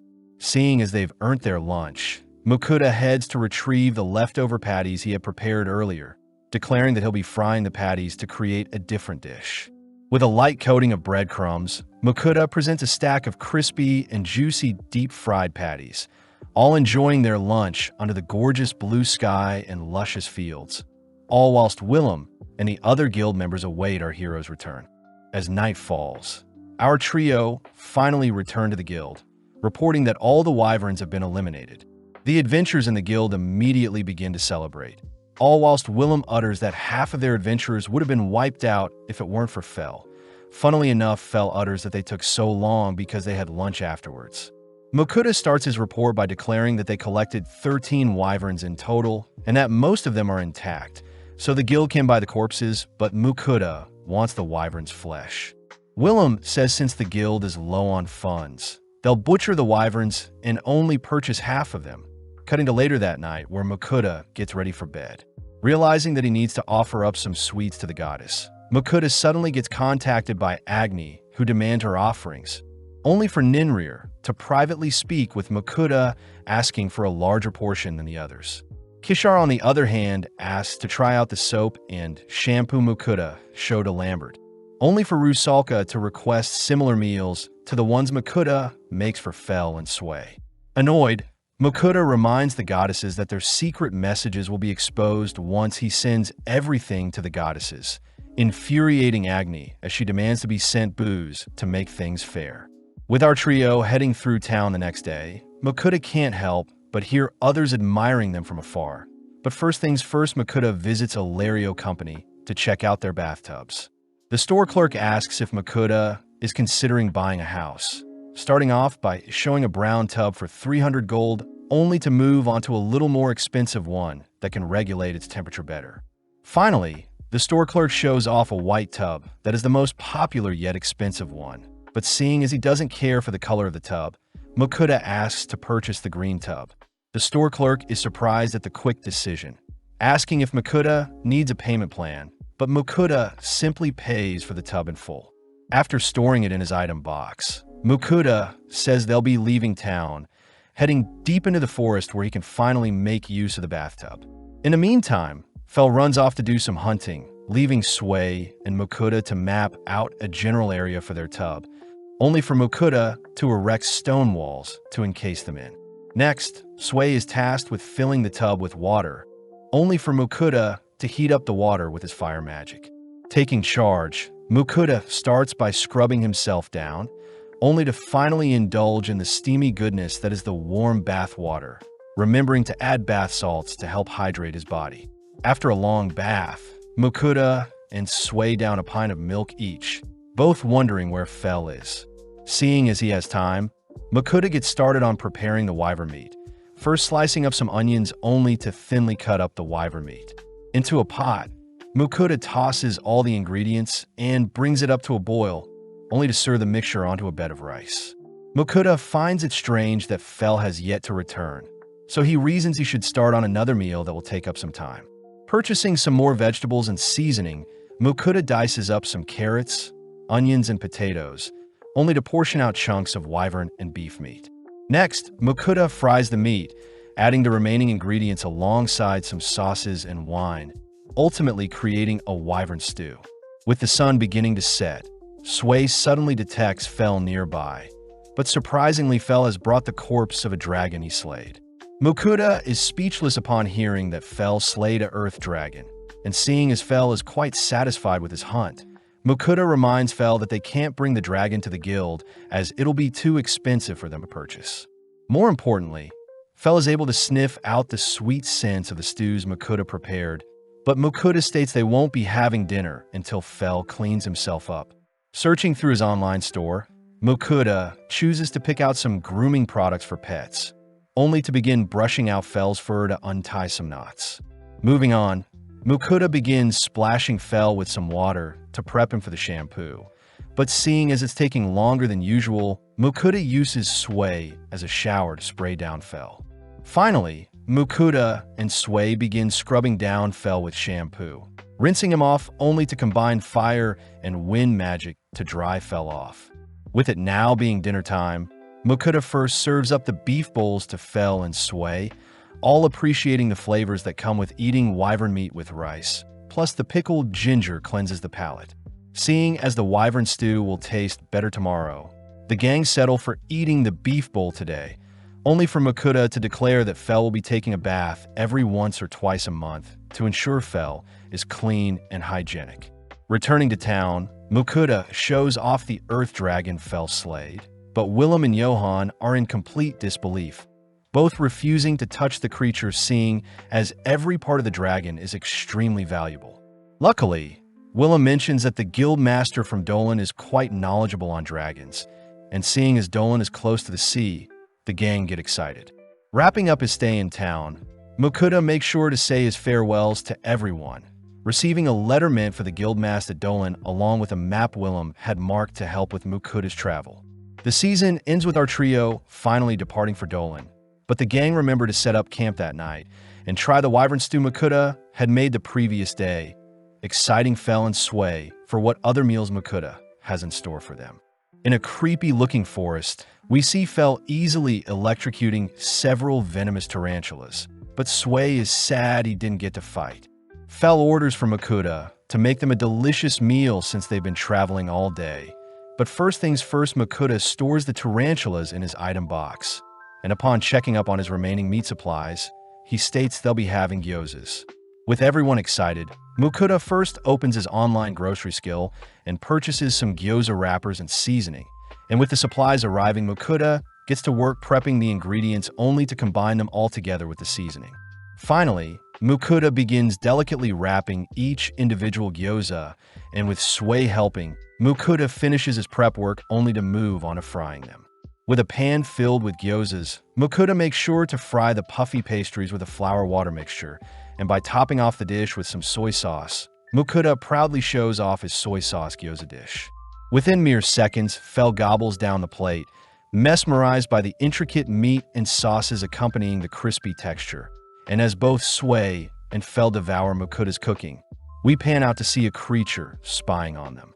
After Mokuda has finished feeding Sway and Fell, Mokuda himself begins to dig in, but suddenly a small red dragon darts towards Mokuda only to cling onto his face. Immediately, Fell recognizes the creature to be a pixie dragon, a rare breed of small dragons. But funnily enough, the dragon seems to be fixated on Mokuda's gyozas. Upon feeding the creature a gyoza, Mokuda can't help but adore the creature gobbling down his cooking, and when Mokuda hands the creature the rest of his plate, Fell warns Mokuda that the small dragon is actually a powerful magical creature. When the dragon finishes up its meal, it immediately darts towards Mokuda's head only to emit a bright light, and before Mokuda knows that the dragon has become Mokuda's familiar. Strangely, Mokuda can now speak with the dragon, and with Sway excited by their new friend, both Fell and the dragon seem to get along quite well as they're curious as to what other foods Mokuda will whip up for them. Before the gang departs, the dragon reminds Mokuda to give it a name, and seeing how the dragon is quite small, Mokuda settles on the name Dora. Dora is immediately annoyed at the childlike name, especially since it's been alive for more than 100 years. But nothing can be done now, as Dora will be part of their party moving forward. Cutting over to the city of Spinning Krell, we see Mokuda registering Dora as his familiar at the Adventurers Guild, but immediately Guildmaster Rodolfo comes to greet Mokuda. Rodolfo is amazed at the pixie dragon Mokuda had tamed, giggling since someone he knows would have killed to see Dora, but needing Mokuda to complete a special mission. Rodolfo asks if Mokuda can investigate a nearby forest. Rodolfo says there have been lots of monsters in the nearby forest as of lately, and they must resolve the issue fast as the town tend to harvest the webbing from the insects in the forest for their goods. Plus, Dora reassures Mokuda that the spiders and centipedes they face will be no issue for him. as Makuta and his party chat telepathically. Makuta suddenly remembers the tarantulas they caught, and when he shows Rodolfo, Rodolfo is completely speechless, as the tarantulas would have normally taken an entire party to trim down before they reproduce. Thanking the gang, Rodolfo says the tarantula's shells and webbing are very expensive, but most importantly, Makuta's familiars are intrigued to taste the monster's plump flesh. Curious as well, Makuta agrees to sell off the tarantulas but asks for their meat to be left for them, leading the gang to stroll through town as the tarantulas are butchered. Stopping by a clothing store, Makuta sees a fresh new shirt is worth a gold coin and 5 silver coins, an absurd price, but it makes sense for the material, especially since it's the best in town. Getting pumped up, Makuta cries that he'll shop for some new things whilst he is in town, and after a long day of shopping, the gang return to the guild. Meeting up with Rodolfo, we see the legs of the tarantulas resembling some gorgeous crab legs, and with a single bite of the plum steamed meat, Makuta becomes blown away by the succulent flavors. Getting an idea, Makuta heads into the forest and whips up some fried rice, salad, an omelet, and some spring rolls with the meat, and with the gang celebrating Dora's admission into their party, they all begin to dig into the meal. Bite after bite, the refreshing and savory flavors all intermingle with each other, and before Makuta forgets, he chooses to grill some of the tarantula legs, just like he would crab legs. Immediately, the others swarm Makuta's grill, forcing Makuta to share them. In the middle of the meal, Dora reveals that he had smelled Makuta's cooking when he was in the city of Carolina, but this means that the sudden influx of monsters in the nearby forest must have been Dora's existence, as the monsters were simply trying to scare Dora away. Regardless, the gang wrap up their meal, and as we cut to later that night, Makuta and Sway are seen cooling off in a hot steam bath. Settling in for the night, Makuta wonders if he is forgetting something, but as we cut to the next day, Makuta is seen selling the remainder of the tarantula shells from the legs they devoured yesterday. As Makuta hands Rodolfo some leftover meat, he remembers that he still needs someone to help process the earth dragon Fell hunted down, prompting Makuta to ask if Rodolfo knows anyone in Dolan that can help process the earth dragon corpse. Caught off guard, Rodolfo cries that Makuta can buy an entire kingdom with the dragon corpse. So Rodolfo chooses to hand Makuta a piece of paper asking for Elland, the guild master that resides in the dungeon city of Dolan, and with the men parting ways, Makuta continues his travels. Not before long, the gang lay their eyes on Dolan, the dungeon city, and as Fell zips the gang towards the city's gates, they all agree to line up before they can enter the city's walls. Immediately, the towering statue of Fell and the unique flying Dora catches the attention of the city's guards, and with Makuta reassuring everyone that he is a registered adventurer and merchant, we suddenly see Elrond the Guildmaster appear to greet Makuta. Immediately, Elrond's gaze is fixated on Dora, and as Elrond invites our gang inside, he offers up a fancy mana-imbued branch for Dora to sit on, but Dora could care less as he lays beside Makuta on the couch. Fascinated, Elrond is seen noting down Dora's behavior, and while serving Makuta some tea, Elrond tries feeding Dora some flower nectar, but Dora seems disgusted by the drink. Creepily, Elrond jots down Dora's every move, and having learned about Makuta needing help with butchering an earth dragon, Elrond excitedly offers to process the earth dragon immediately. Stepping outside, Elrond is scolded by Ugger, who reminds Elrond he has a merchant guild's meeting this afternoon, leading Elrond to suit up and begin preparations to harvest the dragon. Elrond still remembers back 274 years ago to when he was a B-rank adventurer that was not allowed to process a slain dragon in the past, and after Elrond became an S-rank, he despaired since there was never another dragon slain. Whilst Elrond continues on about his backstory, Makuta swiftly pulls out the earth dragon corpse, and upon laying it in front of Elrond, Elrond can't help but begin inspecting the magnificent creature's body. Whilst Elrond begins measuring each and every part of the earth dragon, he asks what Dora tends to eat, and upon hearing that Makuta usually feeds his familiars meats and vegetables, Elrond can't help but be shocked. Elrond says normally Fenrirs eat meats while slimes eat anything, as for pixie dragons they are meant to eat high mana foods, something Dora says he has never done before as he prefers meat. Curious, Elrond asks why Makuta and Dora are staring at each other. But upon hearing that Makuta is telepathically communicating with Dora, Elrond cries that he must know how Makuta is doing this. Luckily, Ugger steps in and stops Elrond from scaring Makuta away, but this annoys Fel as he orders Elrond to hurry up and extract the dragon meat. Freaked out, Elrond hears the Makuta and the gang only want to taste the Earth Dragon's flesh. And with the gang agreeing to share some of the meat with Elrond, we see Makuta booking an inn to stay at.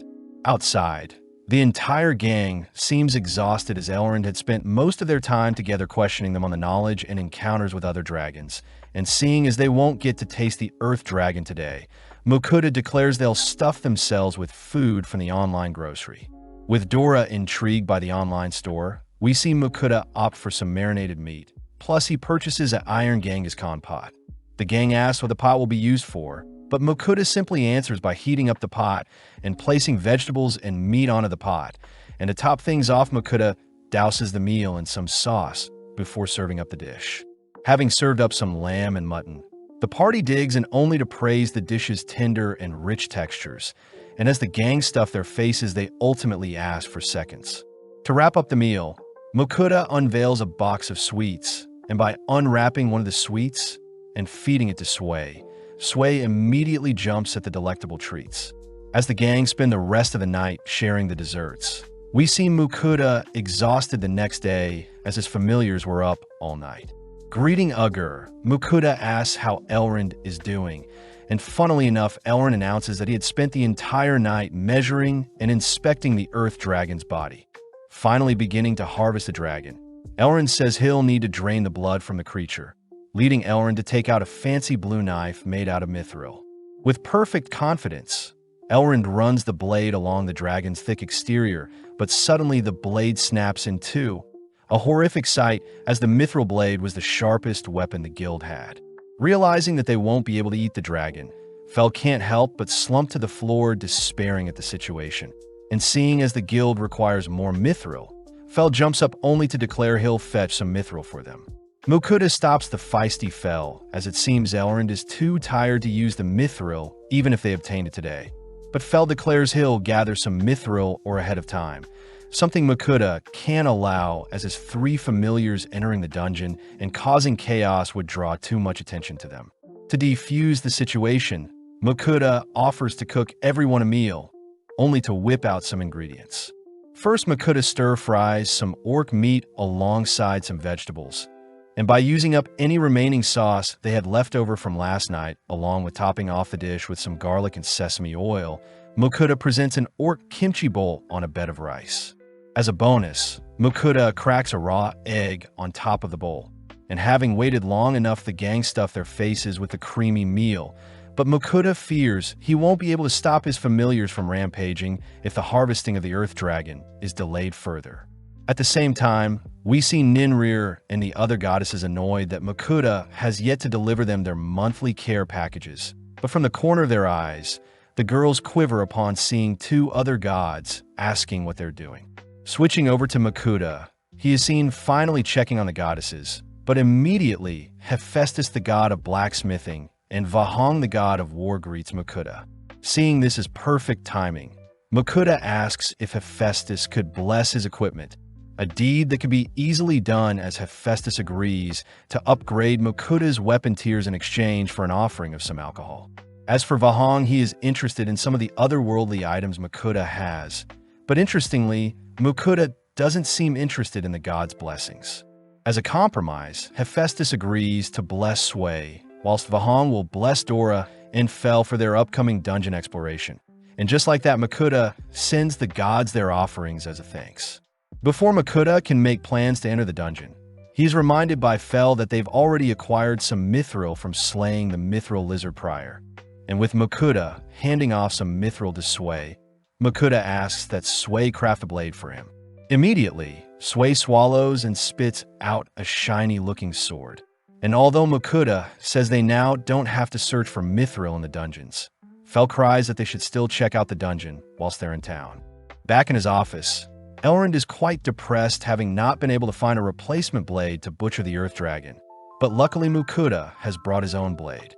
Heading over to the dragon, Elrond grips the new mithril blade type, and with a single push, Elrond seamlessly glides the blade through the dragon's skin.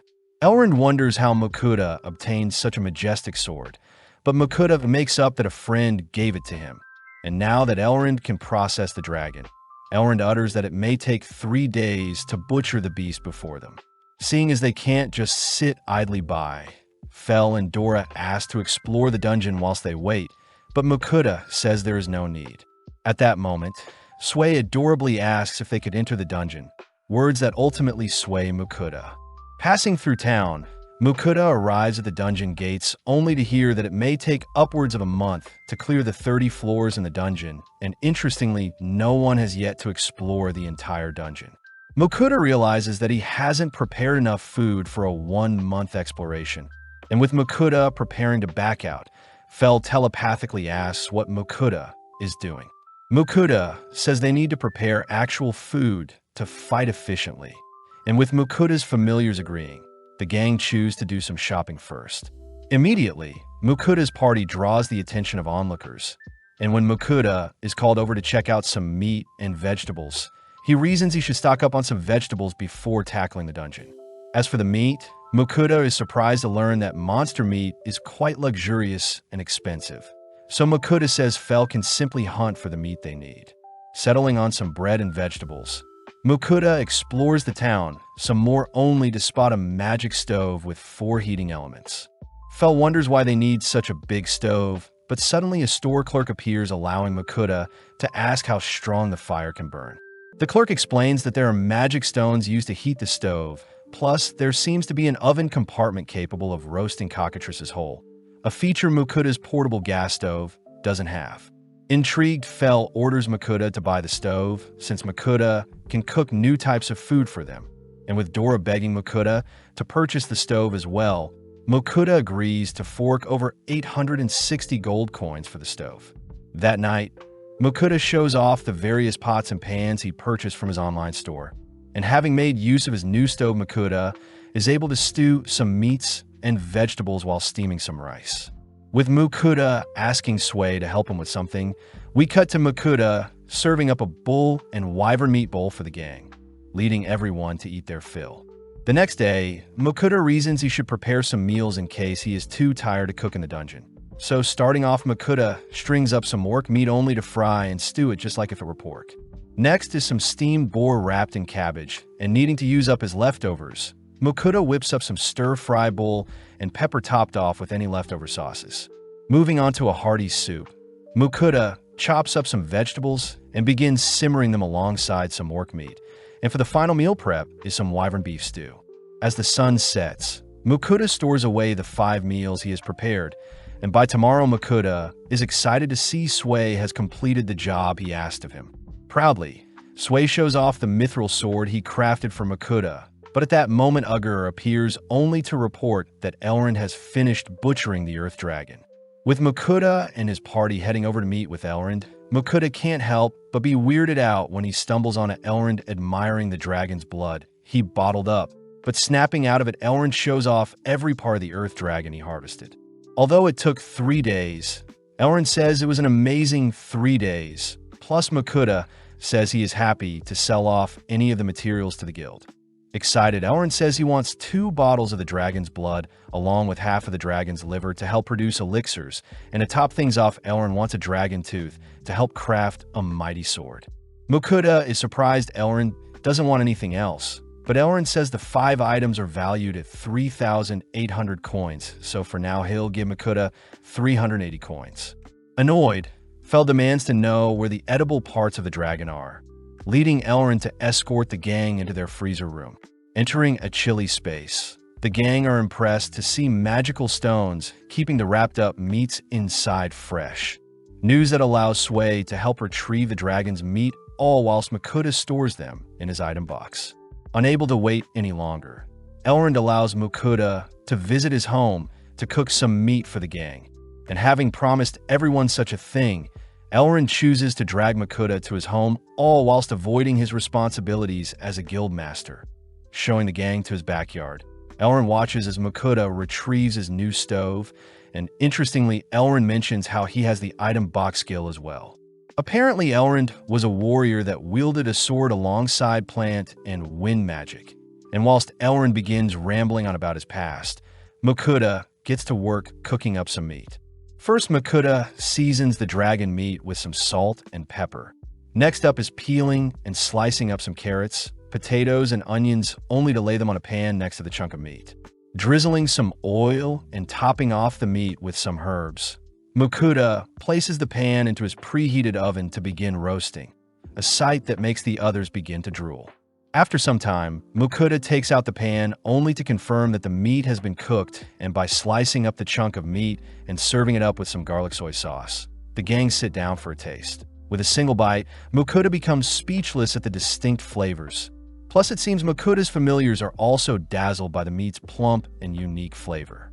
Fel says the last dragon he ate was cooked with fire magic, but such a meal doesn't compare to Mukuta's cooking. And with Mukuta serving up seconds for everyone, Mukuta hears that Dora doesn't mind eating other dragons as long as they aren't pixie dragons.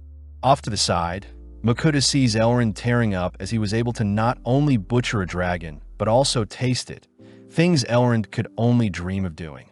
With the gang heading home with a full stomach, Mukuta's familiars jump in excitement as they'll enter the dungeons tomorrow. But this reminds Mukuta to give his offerings before he departs. As Mukuta sifts through his online stores for some items, we zoom out to see the goddesses awaiting Mukuta's offerings. But just then Vahong and Hephaestus appear only to ask if the girls have given Mukuta a defensive skill. Realizing that Mukuta passing away will mean they can no longer get their offerings, the girls begin to panic. But Hephaestus says he has an idea. When Mukuta prepares to send off his offerings, he is suddenly contacted by Hephaestus, who offers up a blessing. And although Mukuta refuses, Hephaestus forcibly gives Mukuta a new skill. Heading to the dungeon the next day, Mukuta is surprised to run into Bianca, who has been asked to help out due to how busy it is in town. As Bianca fills out an entry registration for Mukuta and his familiars to enter the dungeon, she can't help but be captivated by how adorable and fluffy Fel is. With the gang finally heading to the dungeon's entrance, Mukuta is a little nervous, but with his familiars pumped, the gang begin to descend some stairs. Fel mentions how the monsters on the lower floors are too weak, and seeing as most adventurers can make a living hunting from the 10th to the 15th floor, Fel declares they'll be skipping such floors. Immediately, Mukuta rides Fel through the dungeon, and upon encountering some monsters, Fel simply charges through them. At that moment, Mukuta notices a stray arrow heading towards him, but luckily Fel's powerful barrier blocks such an attack. Something Fel notes is due to him stepping on a trap. Fel mentions how dungeons are like living creatures that draw in humans, and by slaying and absorbing humans, the dungeon is able to thrive. But sadly, such traps and monsters have no effect on Fel, as he easily evades the bombardment of projectiles only to leap over a trapdoor using some wind magic. Arriving on the 10th floor, Fel declares that the boss of the floor is a venomous tarantula, so the gang reason they should speedrun the boss. Outside the boss room, we see some adventurers gathered outside, and when Fel appears, Mukuta is forced to calm down the adventurers before they mistake Fel to be a monster. Seeing as Mukuta is a newbie to dungeons, the adventurers explain that parties that start fights get first priority on the loot and droppings, and other parties aren't allowed to intervene unless asked. And sadly, it seems there is already an existing party in the boss room. Forced to wait, Mukuta's familiars immediately grow impatient.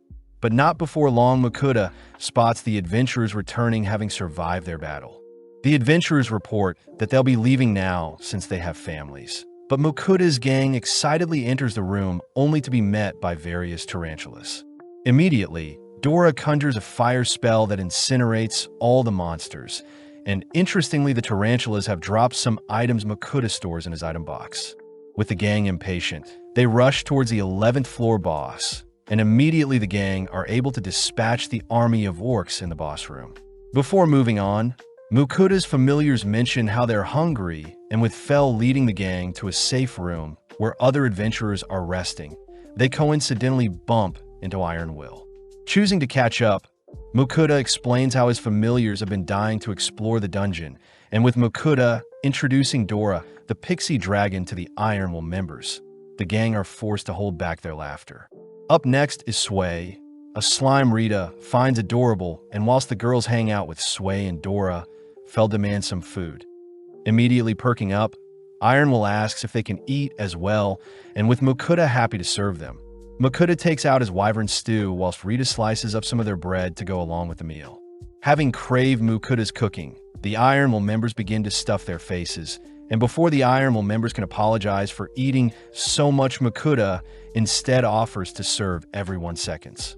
With everyone eating their fill, we see some adventurers watching their feast from afar, and with everyone parting ways, Iron Will mentions how they'll be exploring their current floor before descending. Getting to work, Mukuta's familiars are easily able to slay the dungeon bosses from the 12th floor all the way to the 15th, and before they know, they're traversing the 16th floor. Mukuta takes note of the change in the dungeon's environment, but suddenly Fel steps onto a trap, an action that creates a large rumbling sound. Upon seeing a massive boulder rolling down their path, Mukuta prepares to flee, but with the wave of his paw, Fel decimates the boulder. After some more time, Mukuta reports that they've made it to the 20th floor, but Dora and Fel still seem excited. At that moment, Sway calls out to everyone only to point Mukuta to a chest he found, and before Mukuta can rush to unveil the treasures hidden in the chest, Fel pulls Mukuta back only to remind Mukuta that this may be a trap set up by the dungeon. Realizing that Fel is right, Mukuta uses his appraisal skill to uncover that the chest will release poison when opened, a horrific discovery since Mukuta's minor blessing won't protect him. At that moment, Ninlil contacts Mukuta only to reveal that since Mukuta has multiple minor blessings layered on him, it would be the same as having a major blessing. Seeing as Ninrir says Mukuta will be able to withstand the poison, Mukuta rushes to open the chest only for the gang to be struck by fumes of poisonous gas. Sadly, it seems the chest is empty, a discovery that annoys Mukuta. But upon reaching the 21st floor, Mukuta bumps into a massive-looking chest. Upon appraising it, Mukuta sees that it is a mimic that may drop a chest when defeated, ultimately leading Mukuta to draw his mithril sword to slay the creature. When Mukuta opens the chest, the mimic springs to life and attacks Mukuta, but by swinging his sword around, Mukuta is able to slice up the mimic without issue. Inspecting the chest the mimic dropped, Mukuta is amazed to have found various rare jewels and a recovery ring. And upon descending to the next floor, Mukuta is amazed by the clearing they've run into. Although Fel is excited, he declares that he can smell something dangerous nearby, and with Mukuta riding Fel deeper into the floor, they suddenly are swarmed by some giant killer mantis with a B rank. Instantly, Fel begins to swell with magic, and with various streaks of lightning raining down, Fel easily slays the monsters. But this annoys Dora and Sway, who wanted to fight as well. Calming everyone down, Mukuta says everyone will get their turn, and with Dora up next, he is seen engaging a grizzly bear. As for Sway, he gets to face off against some poisonous butterflies, and seeing as they're approaching the boss of the floor, Mukuta reasons they should eat first before engaging the creature. Although Fel says the boss won't be a trouble for them, he still allows Mukuta to whip up a meal for them. And interestingly, Mukuta says they'll be having some domestic Japanese Wagyu steak. Mukuta reasons that they should have some pork, duck, chicken, and sandwiches as well. And whilst Mukuta feeds the gang the pre-cooked chicken and duck, he gets to work cooking up the remaining meats. Meal after meal, Mukuta and his familiars stuff themselves with the assorted meats, and with each plate dusted off, Mukuta chooses to check everyone's stats. Mukuta is glad to see Fel, Dora, and Sway's stats have risen by 50%, but when Mukuta checks his own, he is disappointed to see his stats haven't even been boosted by 5%. As the gang head through the floor, they suddenly notice a massive snake boss up ahead, a creature Mukuta appraises to be an S-rank Vasuki. Fel mentions how he has only faced a Vasuki 3 times in his life, and as the snake spits out its toxic fumes, Mukuta chooses to hide whilst his familiars take on the boss. Thanks to their blessings, the toxins have no effect on them, and as Fel electrocutes the creature, Sway melts away a patch of the boss skin only for Dora to dive through the snake, successfully slaying it without issue. Storing away the boss, Mukuda hears that they can enter the next floor by channeling a magic circle, and by making sure everyone is holding onto each other, the gang teleport to the next floor. Instantly, Mukuda takes note of the open mine shaft they're in, and as he peeks around a corner, he spots several giant monsters roaming the space. Before Mukuda can say anything, his familiars rush to clear up the monsters, and having walked for a decent amount of time, the gang enter into a safe area to have a meal. With no one else around, Mukuda gets set up and begins serving up some pork soup alongside some hamburger sandwiches, and seeing as everyone has worked up an appetite, they all stuff themselves for a job well done. Cleaning things up, Mukuda confirms that the sun should be setting around this time. But out of nowhere, Mukuda notices several injured adventurers stumbling into the safe zone. As the adventurers begin healing their ally, they call out to Mukuda to see if he has any spare potions, and upon lending them one of Sway's healing potions, the gang are surprised to see their allies' wounds being patched up immediately. Realizing Sway's potions are too abnormal, Mukuda changes topics and asks if everyone is okay, only to be relieved to see that the party before him hasn't suffered any casualties. Introducing themselves as the A-rank party Tempest, the members agree to pay Mukuda 15 gold coins for the high-quality potion, but Mukuda says such a potion would normally cost 10 coins, so he offers to throw in some additional low-tier potions to make things fair. Getting to know each other, the Tempest party reveal that they encountered 3 Spriggans in the boss room, creatures that are larger than Minotaurs. The Tempest members mention how they first scouted the floor and recorded only 1 Spriggan, but now there seems to be 3, an issue Fell says he can easily take care of. With everyone resting for now, Mukuda chooses to feed the Tempest members some pork chop sandwiches before they return to the surface. As for Mukuda and his party, they continue strolling through the floor only to appear before the boss. Without issue, Mukuda's familiars spring into action and take down the monsters before them. And interestingly, Mukuda discovers a magic bag capable of storing many items, but time doesn't stop inside the bag. Using the bag to loot the area, Mukuda promises to slay some monsters as well. But having reached the next floor, Mukuda can't help but tremble in fear, all whilst his perfect defense skill bestowed onto him by Hephaestus protects him. As some more time passes, Mukuda and his familiars easily traverse through floors 25 to 28, and upon reaching the second to last floor, Mukuda is stunned to see the area is a massive desert. With Fell offering to escort everyone, Fell jogged for a few seconds only to cry out that it's so hot, especially since the sun is directly beaming down on them. Before Sway can melt away, Mukuda lends Sway his bag to rest in, and luckily there seems to be some shade nearby.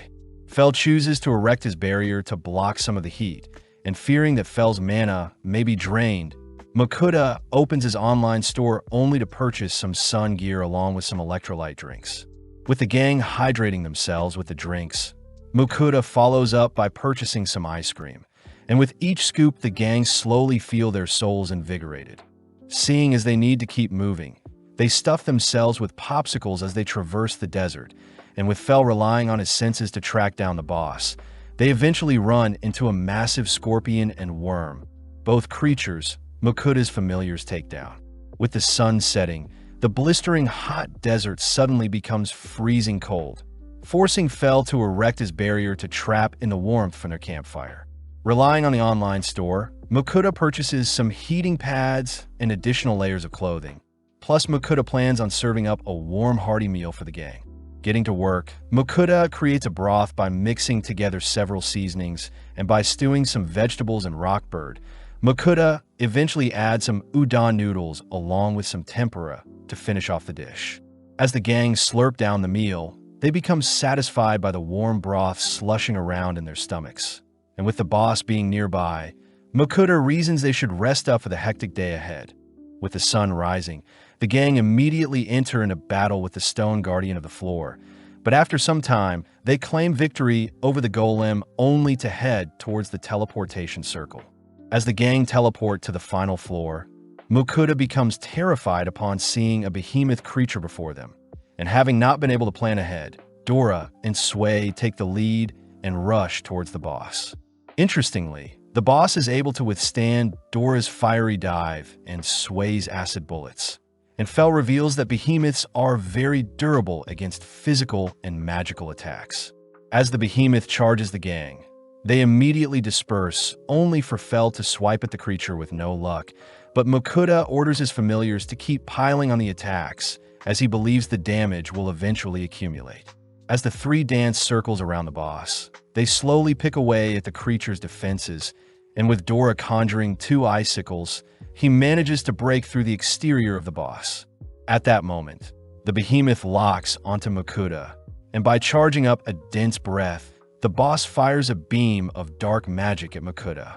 Luckily, Fel has already intercepted the attack with an ice wall, and seeing as Sway's acid weakens the boss's defenses, Fel orders Sway to cover the creature in acid. Immediately, Sway expands its body and blasts the boss with acid, leading Dora to begin raining down various spells onto the boss, and for the finishing blow, Fel charges up a bolt of lightning that directly strikes the boss's weak spot. Seeing as the behemoth has been slayed, Mokuda celebrates only to see the magic sword Calibal made out of adamantite has been left behind, and fearing that it'll draw too much attention, Mokuda chooses to stash it away for now. Seeing as everyone is starving, Mokuda celebrates everyone's hard work by deep frying some rockbird, and by offering up 3 types of dipping sauces, Mokuda's familiars begin to dig in all whilst Mokuda begins deep frying some vegetables. To top things off, Mokuda deep fries some corn dogs only to smile, seeing his familiars overjoyed by his cooking. Back on the surface, we see Fel smashing a hole to exit the dungeon, and upon announcing that they've conquered the dungeon, the surrounding adventurers all gather to learn more. Right on cue, Elrond appears congratulating the gang, and upon returning back to the guild, Elrond has Mokuda explain everything he went through. Elrond says he was most worried about Dora, but this makes Mokuda offer up the items he found in the dungeon. This, of course, includes the jewelry box he found after slaying the mimic. Seeing Elrond and Ugger stiffen up upon seeing the box, Mokuda reasons he should keep the adamantite sort of secret for now, and needing some rest, Mokuda and his party first wash off only to down some flavored milk. As Mokuda and his party are emphasizing the importance of washing themselves frequently, Fel suddenly announces that someone is calling for help nearby. Switching over to a nearby forest, we see a brother and sister fleeing from an orc, and sadly the girl suddenly trips, leading the boy to kneel beside his sister ready to defend her.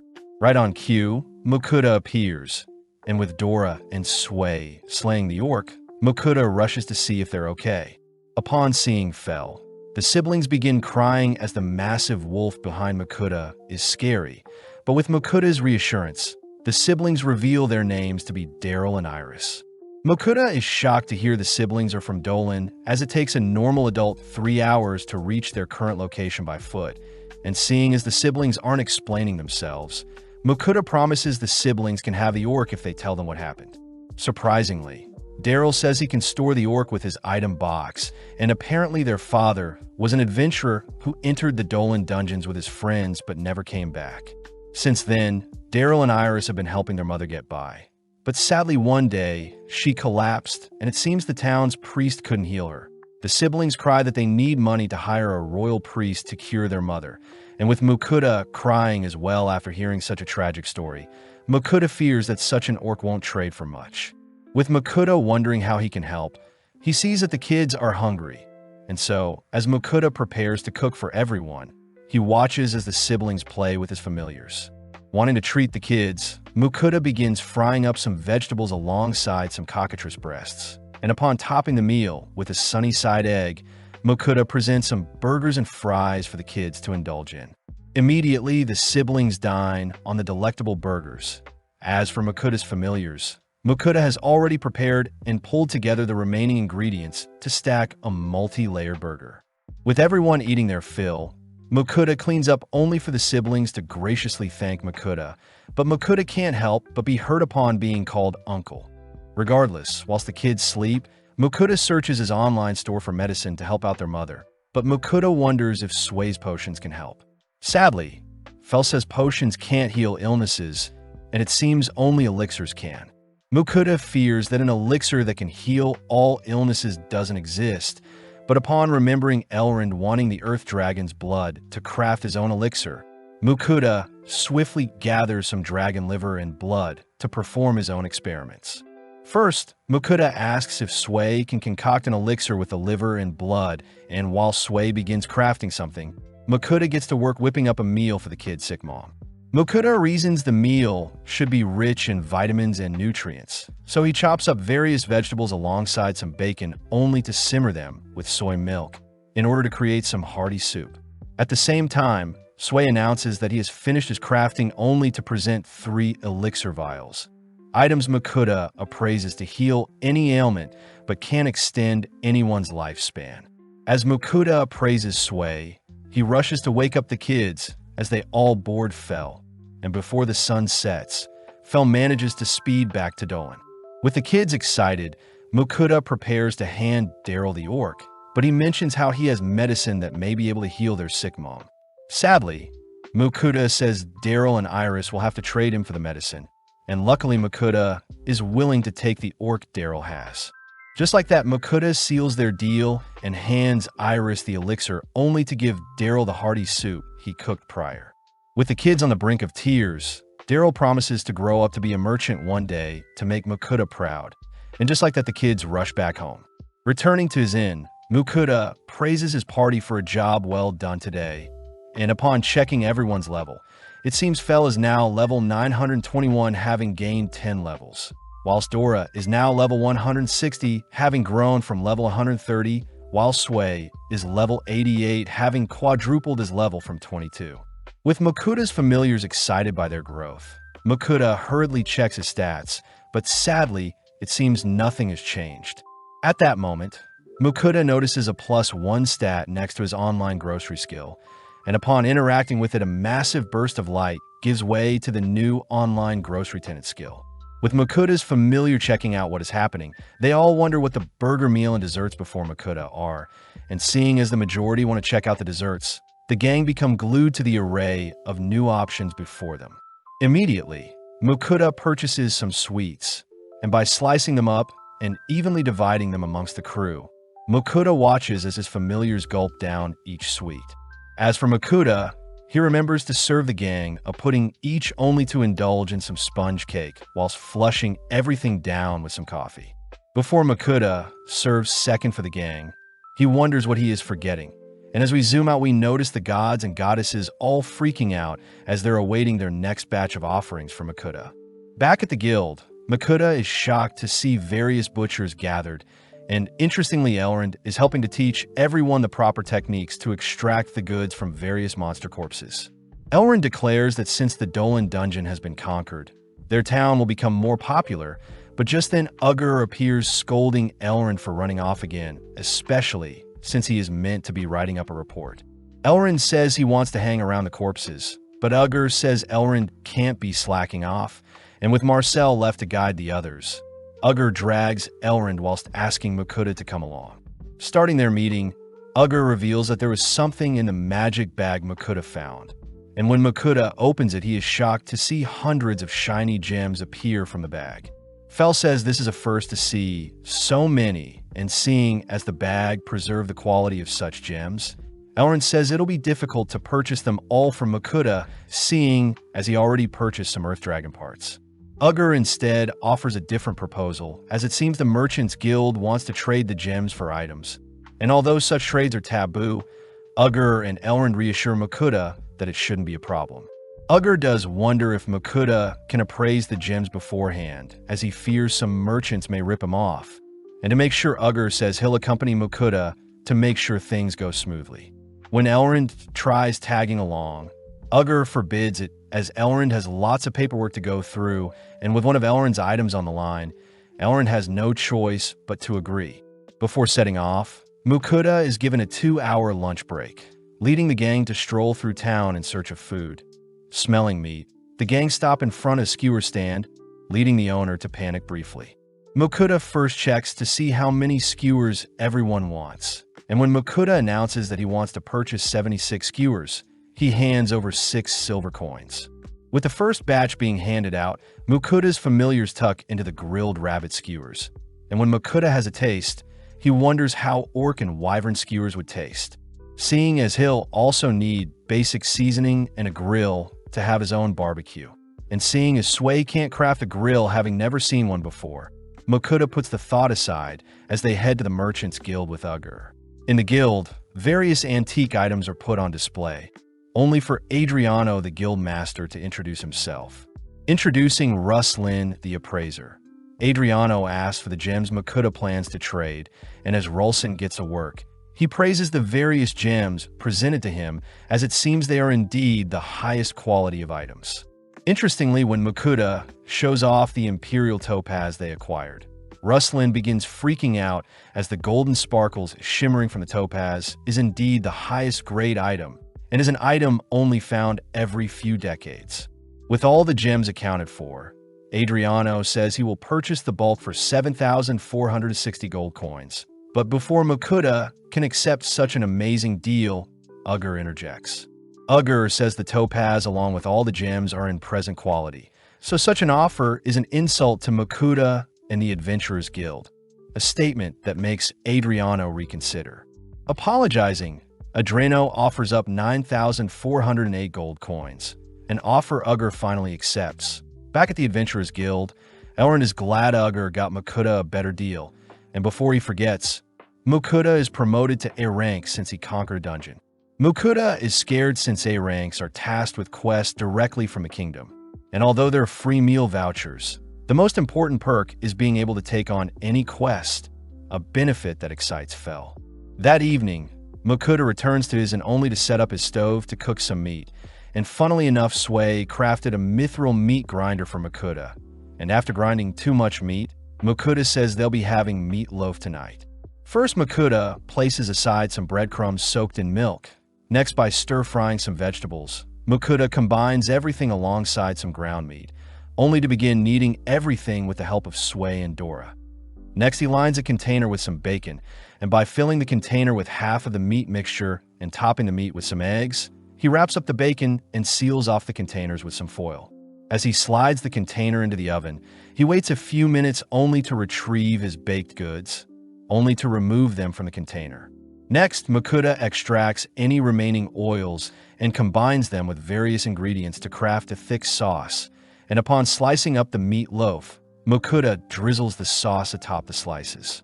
Served alongside some vegetables, the gang begin devouring the plum meat slabs, and with the addition of the egg and rich sauce enhancing the meal, the gang settle in for the night.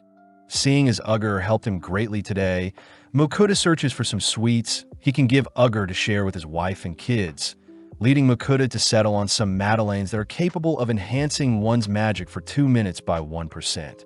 Zooming out, the gods and goddess begin to break down as they're still awaiting Mukuta's care package, but they do wonder what types of items come from Mukuta's new tenant store. The next day, we see Elrond hard at work whilst Mukuta gives Ugger a basket of sweets, a reward Mukuta hopes Ugger's family will love. In the coming days, Fel is seen checking what is for lunch, but Mukuta is tired of cooking all the time. Mukuta's familiars are scared they won't get to eat, but Mukuta says he wants to plan a barbecue party of sorts where everyone can stuff themselves with meats and vegetables, but sadly, such a grill doesn't exist. At first, Mukuta tries visiting various blacksmiths, but immediately he gets kicked out as such an item would be an insult to their craftsmanship. And after consulting Ugger about his troubles, Ugger reminds Mukuta that the blacksmiths in town are proud of making weapons to fight monsters. Ugger says most blacksmiths are dwarves with pride and a short temper, and interestingly Ugger advises Mukuta to give the dwarves some alcohol to help persuade them, as additional money doesn't really do the trick.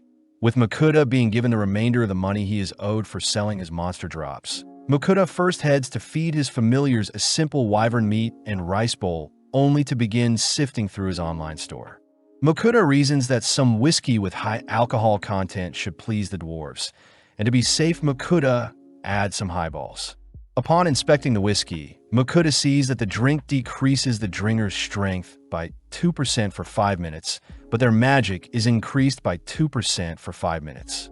With Sway curious as to what Mukuta is planning, We cut to later that day, where Mukuda is visiting another blacksmith, but before the dwarf can ask what type of weapon Mukuda would want, Mukuda says he wants a grill. With Mukuda starting with a brief overview of the grill's compartments and structure, the blacksmith asks Mukuda to go home, and before the dwarf can leave, Mukuda mentions that he has alcohol. When Mukuda begins explaining how rare the alcohol is, the blacksmith becomes in thrall upon catching a whiff of the whiskey. And upon snatching the drink from Mukuda's hand, the dwarf can't help but admire the amber and thick hues that make up the drink. Downing a cup, the dwarf became blushed to know where the whiskey came from, and seeing as his target had taken the bait, Mukuda offered to pay 5 bottles of this rare whiskey on top of the regular price for the dwarf to craft the grill. Standing firm, the dwarf demands 10 bottles, a deal Mukuda accepts as he hears that the grill will be 350 gold and it should take 3 days. Before Mukuda leaves, he hears that the blacksmith's name is Alesh, and when he returns home, he notes how many people prefer alcohol over actual money. Just then, Mukuda realizes that he has been forgetting to give his offerings to the gods, and with the gods waiting for this moment, they can't help but scold and ridicule Mukuda for forgetting about them. First, Ninlil demands that Mukuda offer up some cakes from his new tenant store. Next is Hephaestus, who reveals he blessed Alesh, and it seems Mukuda's tenant skill will continue to advance, with the next upgrade being at level 40. The gods demand that Mukuda unlock some more rare booze through his tenant store, leading to Kishore asking for more beauty cosmetics as her offerings, and Rusalka seems to be expecting some seafood and French dishes. Before things get out of hand, Mukuda declares that he won't be leveling up anytime soon, and with Mukuda threatening to halt his offerings and return the gods' blessing, do the gods finally calm down? As a compromise, the gods ask that Mukuda start offering up twice what he normally gives since he benefited greatly from the gods' blessings, an idea Mukuda isn't opposed to as he gives the gods 6 silver coins to spend. Getting started, Ninlil demands cakes, and with Mukuda showing her the option she has, Ninlil agrees to purchase each cake in order over time. Next is Kishore, who spent her budget on beauty products. Then Agni asks for beers and an assortment of alcohols, and before Mukuda knows that a stack of offerings has been purchased. After sending off the offerings, Mukuda heads outside to prepare a meal to cleanse his exhaustion, and it seems roasting a cockatrice will do. First, by seasoning the skin and stuffing the bird with filling, Mukuda seals the bird and brushes it with oil before roasting it. As the cockatrice begins to bake, Mukuda asks Sway to craft some deeper bowls and 3 more cups using the mithril they have, and in no time the cockatrice is done cooking. With Mukuda slicing into the bird, the rice stuffing overflows from the bird, and upon dishing up the meal, the gang are amazed at the flavors the rice soaked up from the cockatrice. After everyone has dusted off their plates, Mukuda serves up some puddings for dessert, but Mukuda does wonder what their next goal is as they've conquered the dungeon in town. As Mukuda falls asleep, we see the goddesses indulging in their offerings, but secretly Hephaestus and Vahang begin scheming for a way to have Mukuda level up quickly. And whilst Mukuda is fast asleep, the gods grant Mukuda the double experience gain skill. With 3 days passing, Mukuda returns to Alesh only to deliver the promised alcohol, and surprisingly the grill created is bigger than he expected. Alesh says Mukuda only needs to pay him 300 gold coins, and fearing that it's not good enough, Alesh says Mukuda should fire up the grill as a test run before they part ways. Setting up outside, Mukuda readies some meat cuts and heats up the grill with some charcoal. Immediately, the charred meats look amazing, and with Alesh adding some sausages to the grill, Mukuda slices up and serves up various platters of barbecued orc and bull meats. With everyone digging in, Alesh himself is blown away by the soy sauce and wasabi dipping, leading to Mukuda snacking on the sausages Alesh brought. As a treat, Mukuda heads to retrieve some ice and a mithril cup Sway crafted, and upon tossing in some whiskey, soda water, and a lemon alongside the whiskey, Mukuda is able to serve Alesh a highball. Alesh is in disbelief since the drink is made of such rare items, and it's revealed that Alesh is actually the best blacksmith in town. And with Alesh mentioning how Mukuda is actually quite famous in town as well, Mukuda can't help but feel conflicted. Having made up his mind, Mukuda announces that they'll be leaving Dolan soon, but Mukuda's familiars want to revisit the Dolan dungeon. Mukuda refuses as he fears news of their accomplishments will spread and draw an unwanted attention. And seeing as the plan is to leave tomorrow, Fel and Dora ask for permission to do some hunting for the remainder of the day. With Mukuda satisfied, he says he'll be learning how to make Alesh's sausages with the help of Sway, and before Dora and Fel can run off, Mukuda hands Fel a magic bag to store the monster corpses. As Fel and Dora disappear, Mukuda starts by asking Sway to craft a nozzle to help shape the sausages, whilst Mukuda readies some spices. Next, Mukuda and Sway grind some orc meat, and by preparing some sheep intestine, the duo season the meat only to begin squeezing and filling the intestines with the meat. With an array of sausages created, Mukuda begins grilling them, and to make sure Mukuda and Sway taste one of the sausages. Right on cue, Fel and Dora return. A little annoyed Mukuda is eating without them. Fel reports that most of the monsters are in a magic bag, but it seems the tiger and rhino couldn't fit. But regardless, Mukuda readies meals for everyone. Immediately, the snap of the fresh sausages entices the gang's senses as each bite forces them to continue eating. And with Mukuda joining in, he quickly pairs his meal with a refreshing beverage. Just like that, we cut to the next morning where Mukuda is saying his farewell to Ugger and Elrond. News that horrified Elrond as he heard of Mukuda's departure yesterday and wanted to spend more time with Dora. Elrond asks Mukuda to bring any future dragons that he slays, plus Elrond wants Mukuda to bring a Leviathan from the town of Burlian. But this may be hard as Fel has only ever slayed one Leviathan in the past. Just like that, Mukuda parts way with Dolan City. And with the gang traveling across vast lands, they make sure to rest at night and enjoy some home-cooked meals, and after a few days of traveling, Mukuda finally arrives at his next destination.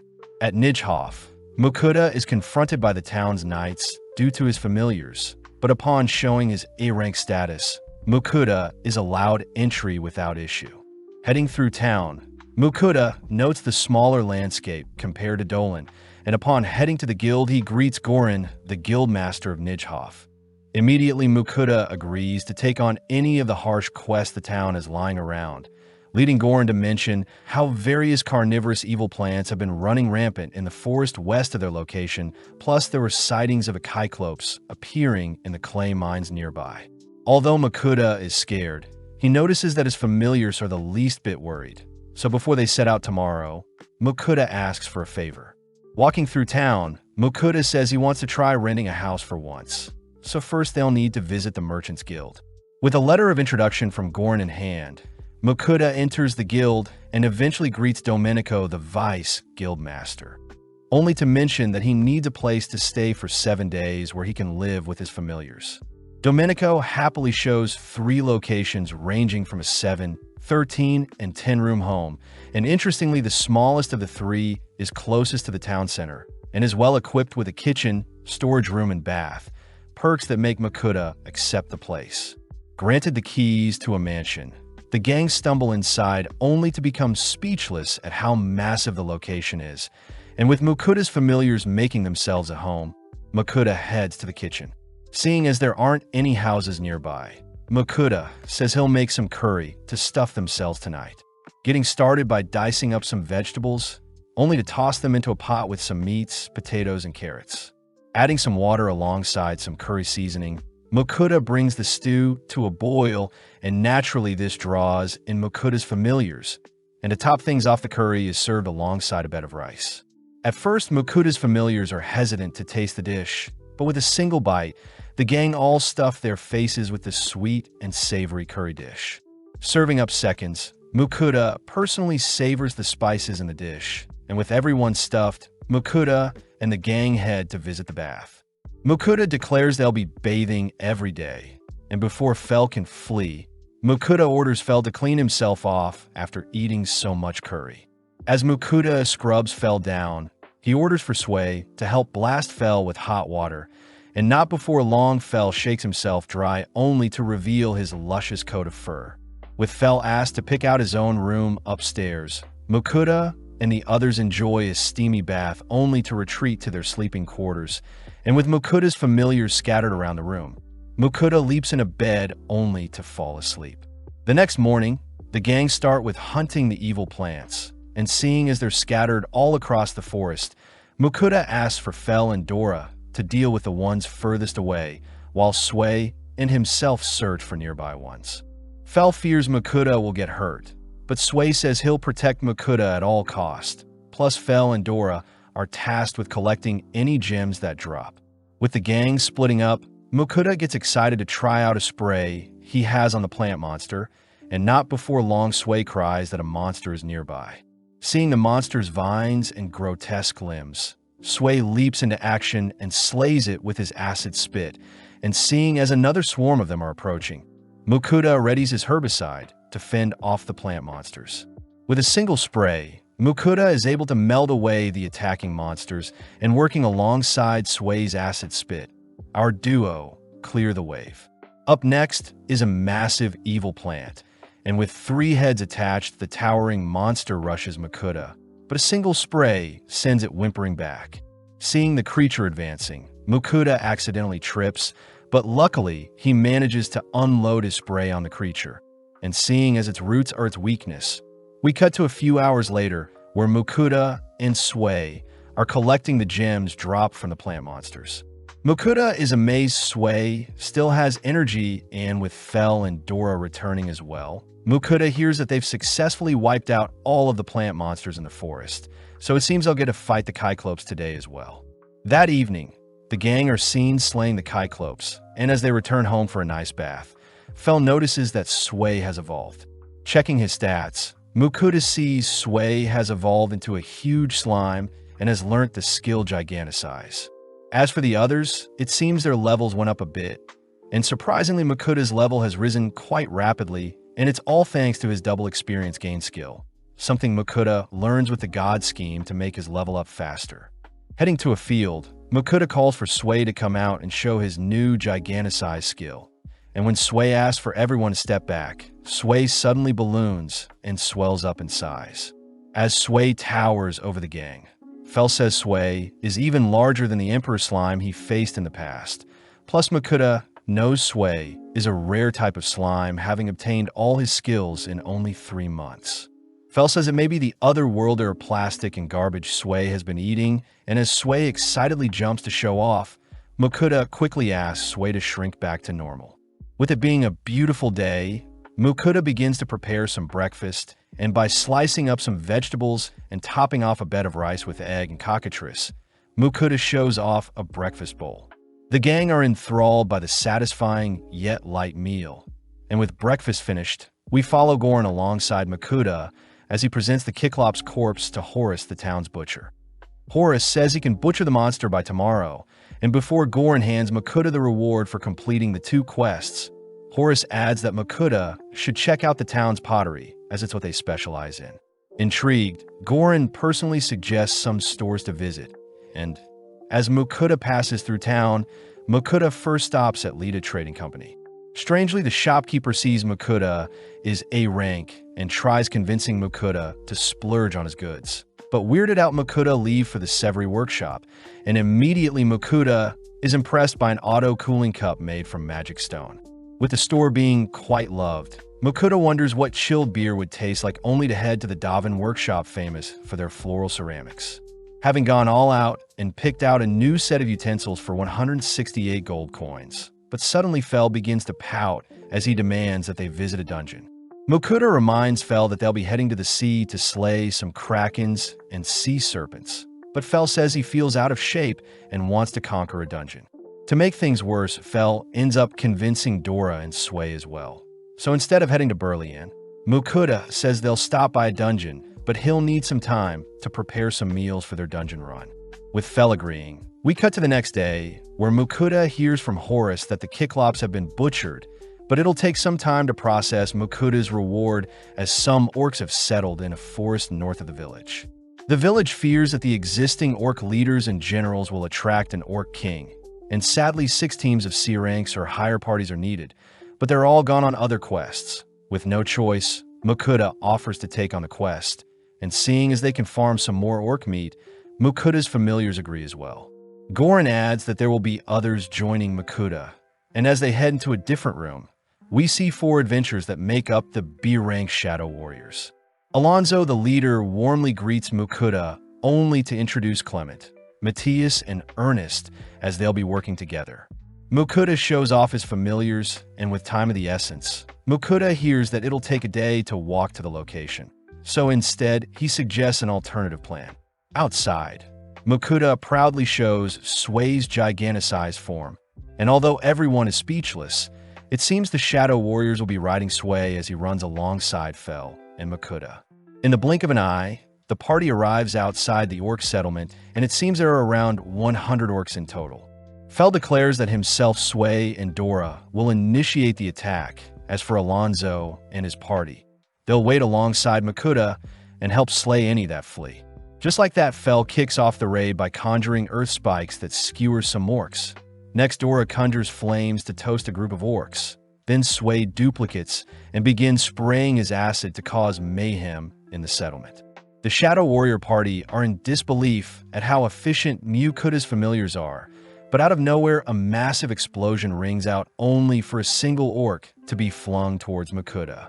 Having equipped his mithril blade, Mukuda stands strong as he watches the orc sever its own hand by attempting to shatter Mukuda's sword, and with a thrust, Mukuda claims his first kill.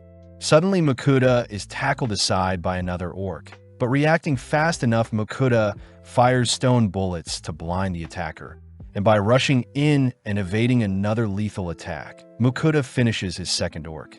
At the same time, Alonzo and his party round off any fleeing orcs, and with the warriors frightened by the aftermath of the hunt, Mukuda quickly stores the corpses in his item box. Before heading back, Mukuda whips up some bull burgers for the gang, and although Alonzo and his party are hesitant, they soon stuff their faces with the juicy burger.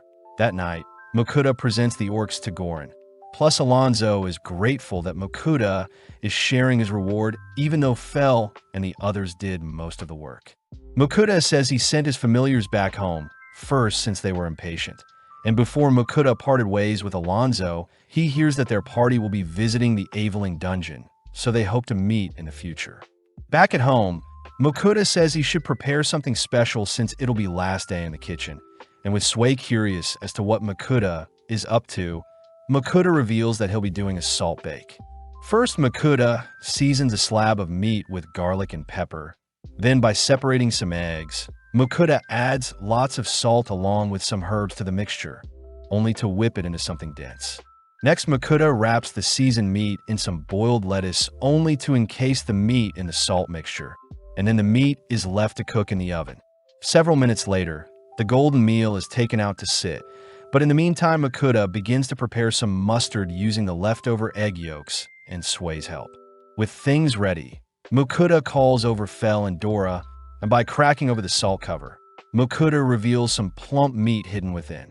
Slicing up the meat and serving it alongside the mustard, the gang devours the delicate slices only to praise the tender meat as it goes so well with the tangy sauce. Finally, for dessert, Mukuda shows off an assortment of cakes, sundaes, and puddings. And as we cut to the next day, Mukuda is granted his 161 gold coins for completing the 2 quests. Just like that, Mukuda bids farewell to Goran and the town as he continues his journey towards Berlian.